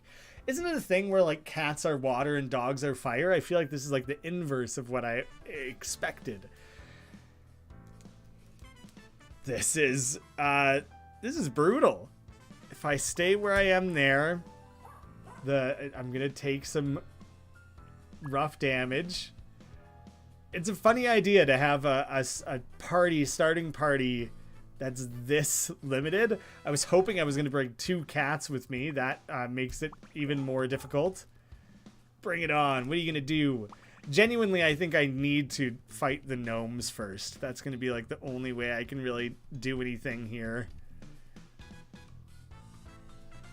Just gonna keep coming for the bard, so I need to kind of pull that away.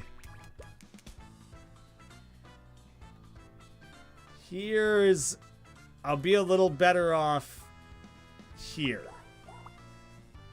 Oh, it lowers his attack. That's not the thing I need lowered. Damn it. So, the cat moves diagonally, which is not even how I thought. Pull him in. Attack boost. That's what I had been trying to set up that whole time. That entire damn time. Oh, wait. He will pull him in with his meow. There we go. That's what I wanted. Now I basically just need to wait until he's become lonely enough that the cat can do what it needs to. And this is funny, because if he keeps moving away the way he's trying to, he's just going to keep getting pulled back. Perfect. Damn it. That was tough. Opinion on South Park. It's had its moments over the years. It's also had some horrible failures over the years that have kind of made the creators look like jackasses.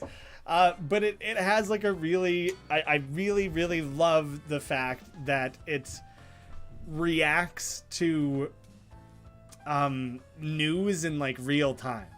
There's, like, nothing else that quite has that.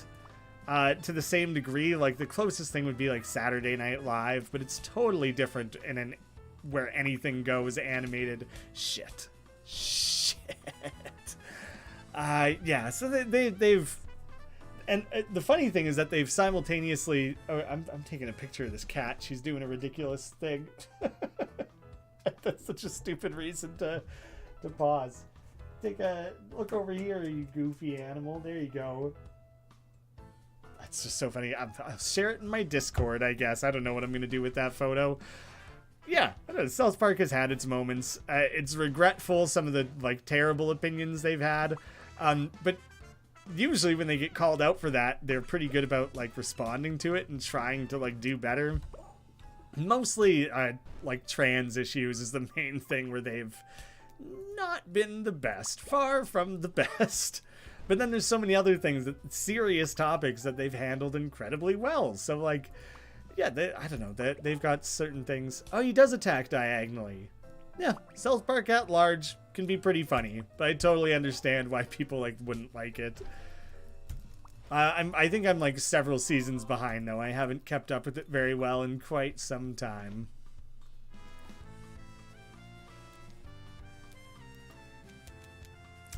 Well, I guess I'm buying both of them. There we go. I have an actual, like, offensive unit to take with me now.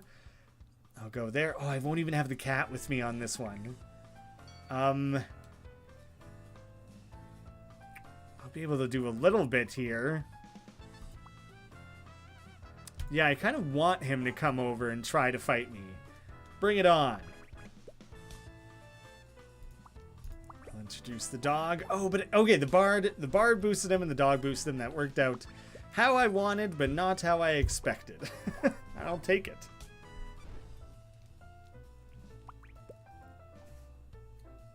Well, you're just gonna be a pain running away, aren't you?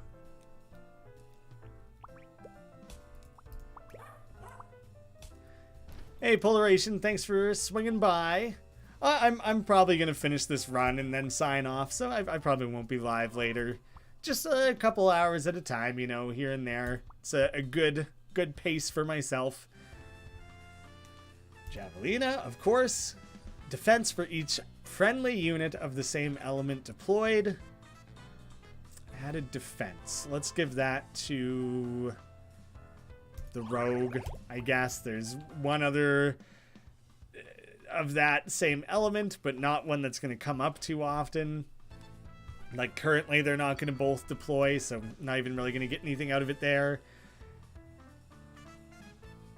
The two of them together will kill the Skellum, so I'm going to leave that, actually.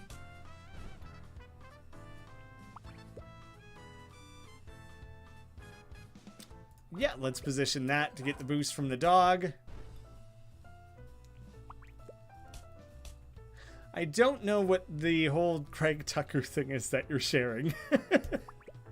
And honestly, it's probably too much for me to read through live. I'm curious what the hell it's coming from, though. I don't know what any of that is. 30 is enough that I'll go to a shop. I should be able to afford like everything in it at that price. Let's add some extra skill to the rogue. For each unique element deployed, let's give that to the merc. And each friendly unit of the same element again. So Javelina and... I don't know, actually. I don't know. Let's give it to the Javelina. It's not going to come up very often. Not at this stage.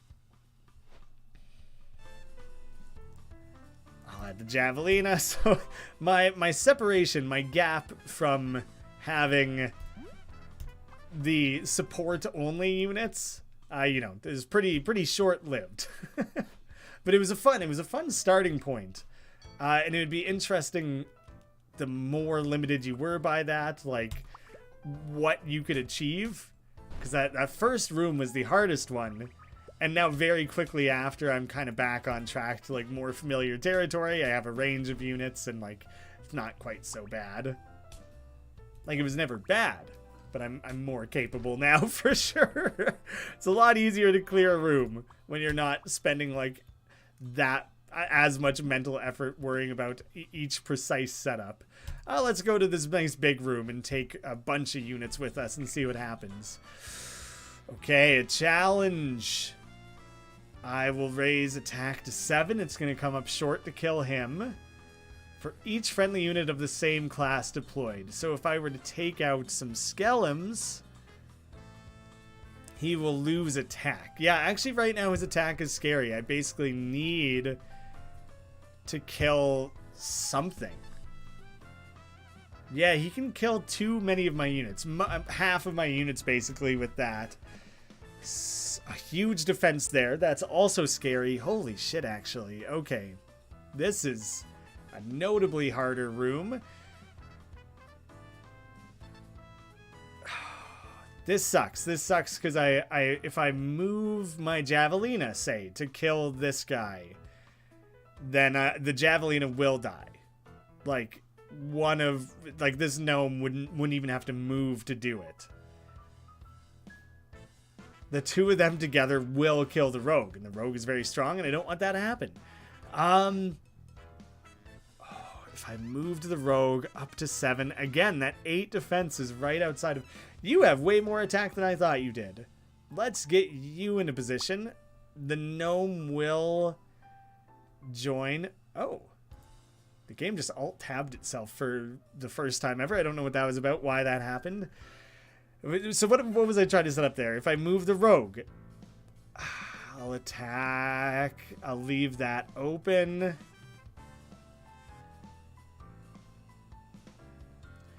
I'm losing a unit. Basically, I'm losing a unit, I think. So maybe I should make note of that. Because I think the game is meant to be set up in a way that you can always get out of a situation without losing a unit. And right now it feels like it's positioned me that I have to lose a unit. The boosts that they're getting are making a big difference, actually. That gnome by itself can't kill anything. This is... What if I just move the Lancer? No, there's nowhere even really safe to move him. The Lancer, Javelina. It's a Javelina. What the heck? Wow. It's cool. It's cool to be confronted with a challenge like this. I really don't want to lose the Rogue. The Rogue is so valuable. Okay, if I move the Rogue here, he will kill this gnome. That will for sure attack him. Basically anything he moves is going to kill him. Oh my god. This is the main thing. That's the main thing that's really messing me up here. I think I'm going to willingly lose that unit. Does that make any sense? Yeah, because I'll kill the skeleton as well. It's the only thing I'll kill. They call it a mistake. In my mind, it was about the only thing I could have done. Now I need to be... Okay, 8 versus 8. I can take him out. So that sketchy little situation there is handled.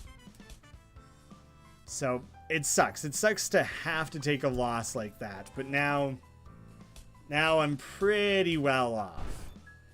Yeah, I actually don't think there was a way out of that one. Same thing, moving forward. Heavy defense.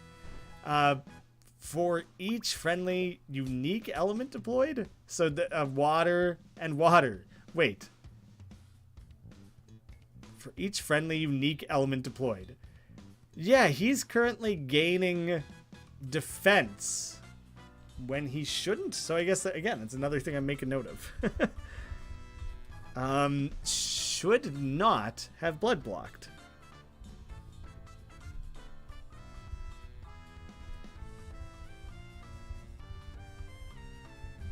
This is the most efficient testing I've ever done for this game.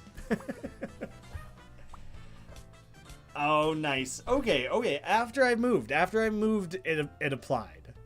So he didn't have the bonus, but like I feel like that should have been calculated sooner than it was. For each friendly unique class deployed, I don't know, let's give my dog a boost. At the start of each combat, gain +2 attack buff for skill turns. Let's give it to Orange the cat, and let's give you even more attack. There you go, Orange. Enjoy the boosts. Favorite South Park episode? Tie between Cartman Land and It Hits the Fan. Is Cartman Land like the Casa Bonita one? That's like one of the main ones I can think of. Like Scott Tetterman Must Die or whatever that one is. The World of Warcraft one is one of the best. The one where they get like the ninja weapons and it's like an anime, that is phenomenal. I actually think there was one of the pandemic episodes they made too that was one of the only things that came out during the pandemic, set in the pandemic, that handled it well. Everything else, I don't even know. They were tripping over themselves to add this drama to it and make it this world-ending feeling event, and like, no one wanted that. No one wanted to hear that or be told that, because it was already difficult to just exist through, you know? It was a challenging time for everyone, And so your media piling on being like, life fucking sucks right now. That was terrible. I really hated the way that most things treated it. Whereas South Park, it was just these people in this small town kind of being like, this is really hard and I feel sad about it and I don't know how long it's going to be until things get better. And it felt like a way more true representation of what everyone was feeling at that time. That episode is going to be like mini movie they made is going to be such a cool time capsule because it really like resonated in a way that a lot of other things didn't. And so honestly, they deserve like a lot of credit for handling that as well as they did. Defense, temporarily gain defense after being attacked. Whatever, I'll give it to you. And attack after being attacked. There, now everyone has a unique trait. Hope everyone's feeling jazzed. What do I even try to do here? Take on a couple random combats, I guess. Let me just... No one has any big scary attack that I'm worried about, so I'm just going to slip in there. Be a relatively easy room overall. Oh, that I always forget that the cat has a diagonal attack, actually. The cat's pretty useful to have a vaguely offensive support unit in a way that is more beneficial than things like the cleric. Like that support is limited in what it can actually like bring to the table. I'm gonna run around and clean up a few more of these. It Hits the Fan is the one where they say shit 100 uncensored times for the first time on TV. Yeah, watching Suits for the first time. I had never seen that show before. It's been kind of fun to like mess around with. Ooh, he was just attacked, so I gained attack, so I'm going to take advantage of that to deal with the Sheldon. Oh, that was sick, actually. That was really cool. That was a cool interaction. Fun to actually get a chance to make proper use of it. Well, I'm gonna do a bit of a setup here. Oh, no. Okay, that bark saved me. Because he was going to be there, he would have moved in, and the two of them together would have got me. Oh my god, I didn't realize that Rogue had so little defense. Dang it. Not quite the boost I needed. The best thing I can do is probably try and take out that gnome. So I'm going to head over to there. Yeah, I started watching Suits. Oh, damn it. I'm so dumb. All right, I'm now in the crucially difficult to work in territory. And by difficult to work in, I mean impossible. The dogs can only boost each other so much, only up to 2, and the bard can add a 3rd, but none of them were capable of becoming strong enough to win. Everything had 4 defense or higher, so I was stuck on that one. I had to bail. That was rough. That was a brutal one. Yeah, but in Suits season 8, 7, 8, one of them, they just randomly start using the F word. Like, and it's so strange. It feels so out of place from just entirely from a perspective of like, that has not been a part of the show previously. So it kind of just like feels jarring.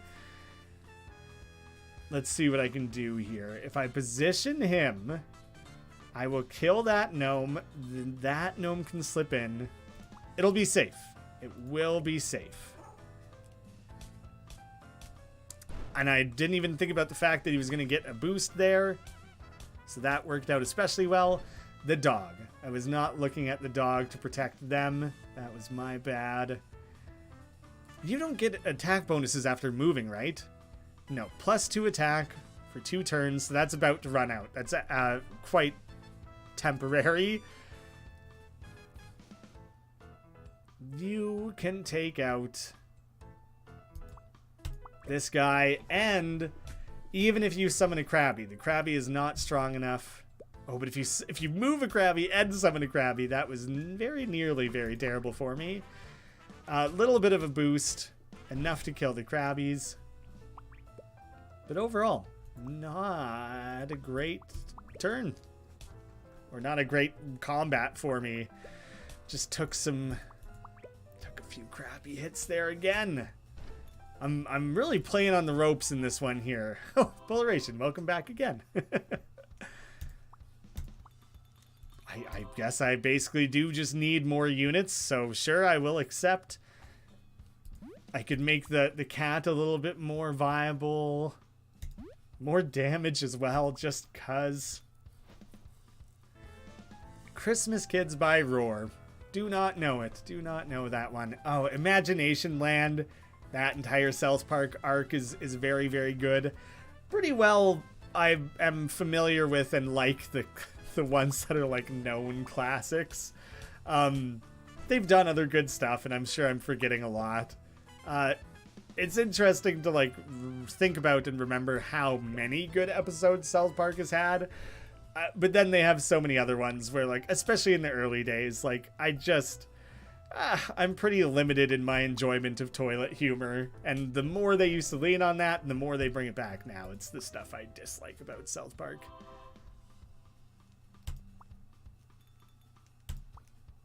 Two defense after being attacked. I guess I'm just taking the Vim on that one. I'm not going to do the trade offer either, which is basically you give up a unit and gain a unit. But there's probably not one I actually want there. Oh no, that huge defense boost.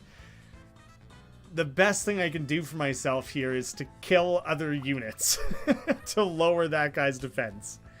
Oh no, pulling him in like that. That's, I'm glad that didn't go worse.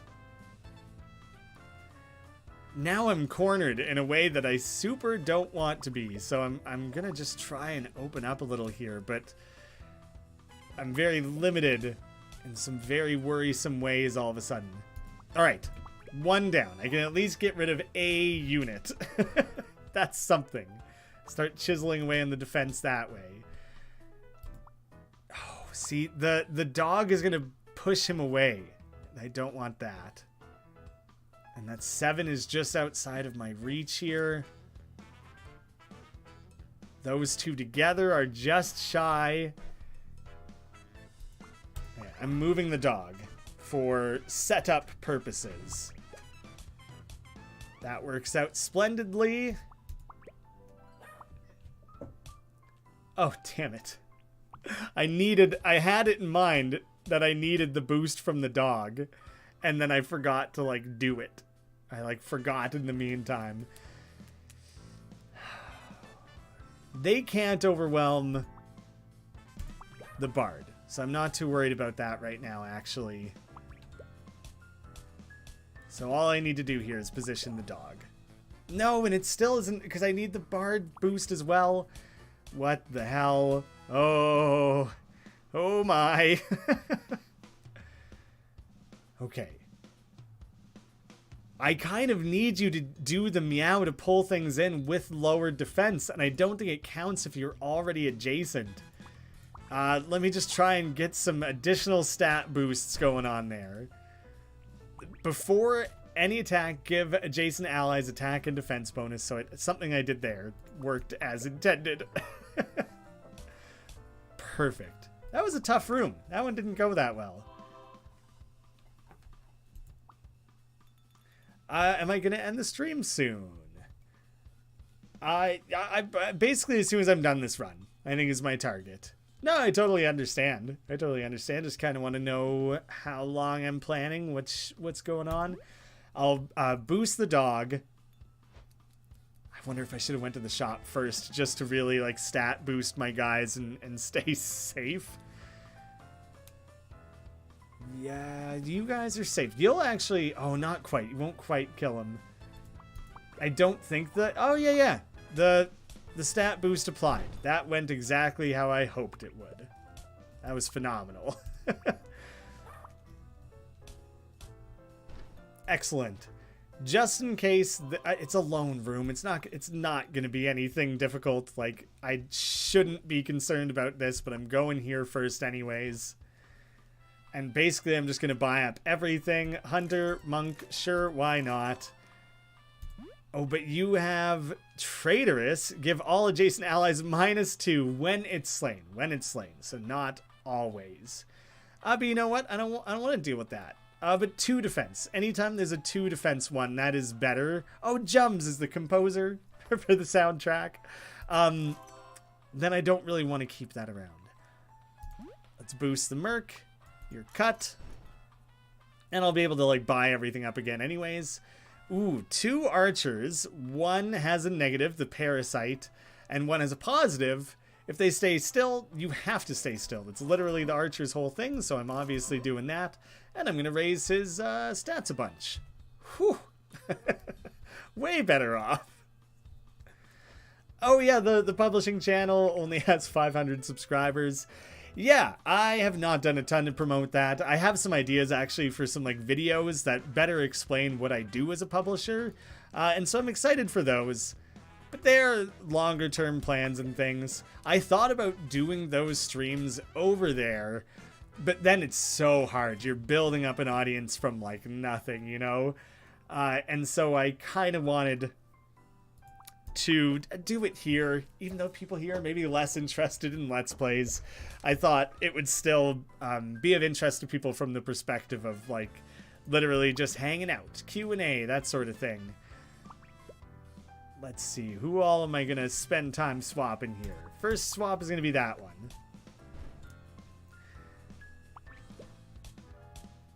What do I set up next? Yeah, that'll do.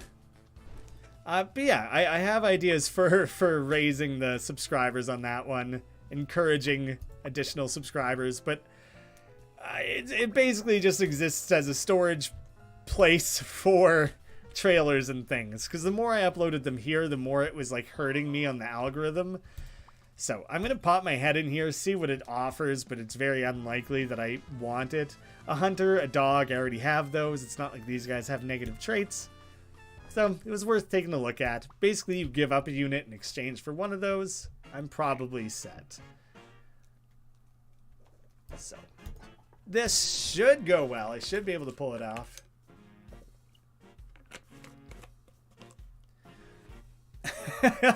It's been the 2 left guns thing for Repellafella for like 1 year-ish, something like that. I'm trying to think of how long ago we first partnered up on that. Basically just trying to passively put wish lists on Repellafella, which I honestly don't really know how many it contributes, probably not a ton. But the old one was literally that exact same image without the Repellafella graffiti on it. And for a while there, it was Alice is Dead stuff, pointing people towards that. I think that had been the most recent. That attack is so scary. I, like, cannot let them live. Yeah, that 8 attack gnome, the xenophobe, by the way, don't want to put up with a racist gnome. Just had to kill them first, because that's, like, sketchy. Don't want to be stuck fighting that. Yeah, you can kill the champion. Again, the champ also just kind of scares me, so I don't want to have that. Yeah. Probably somewhere in the scale of a year, though. Potentially as long as that, I would say. That's, like, not an unreasonable estimate. All right.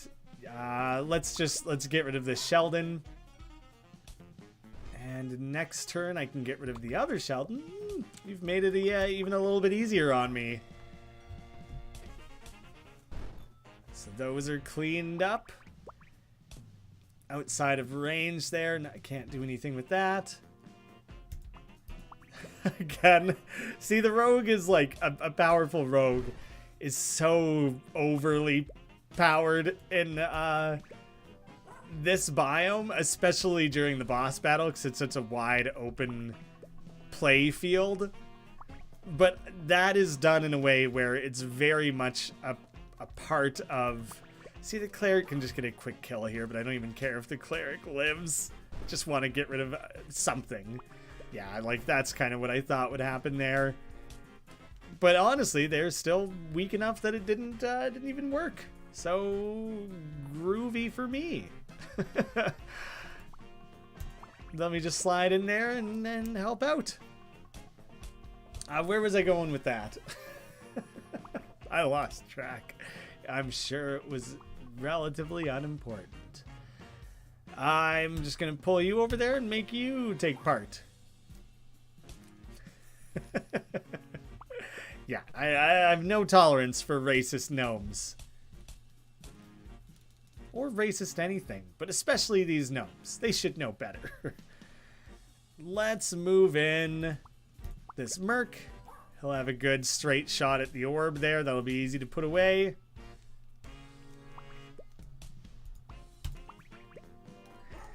Oh, yeah.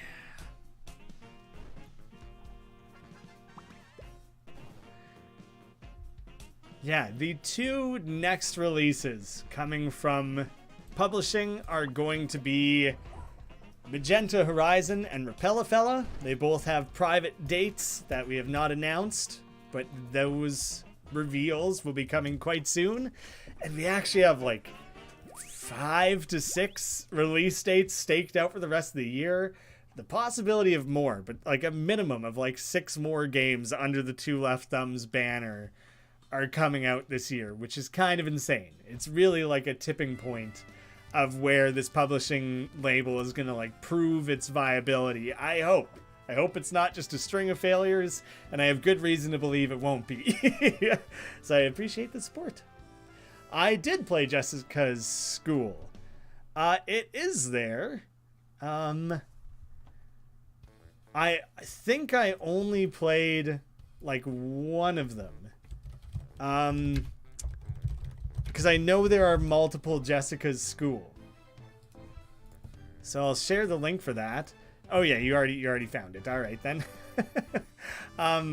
Yeah, so that one still exists. And I actually did record, like, I think it's like a sequel. I literally have a recording for that. Let me check. That's the whole point of these streams anyways. You're getting behind the curtains peek at what I get up to. Jessica's House. Jessica's House is the one I have, which I think is like a prequel. It's like a 10-minute recording. I honestly don't know why I never uploaded it. It's sitting in my hard drive though, just like ready and waiting.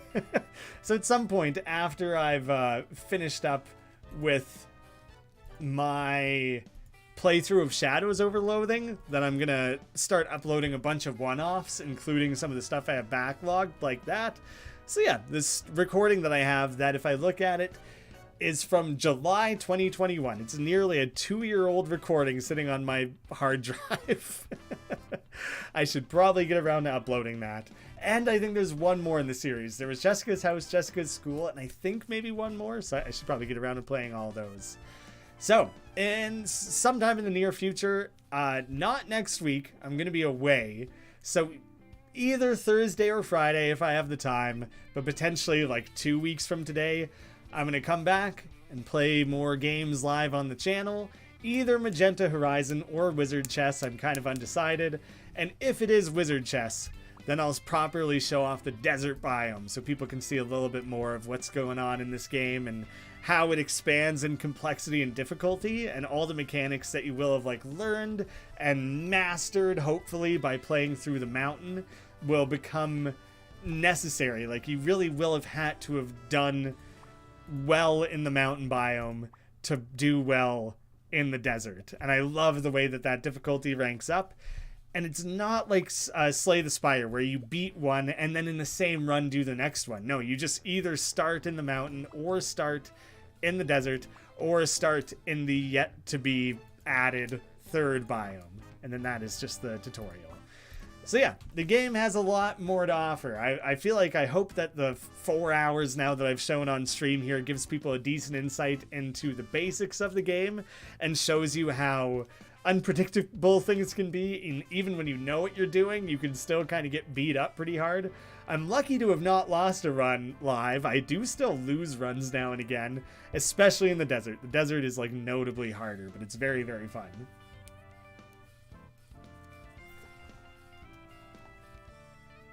Party Pack 5 is listed as a podcast. I don't even know what's going on there.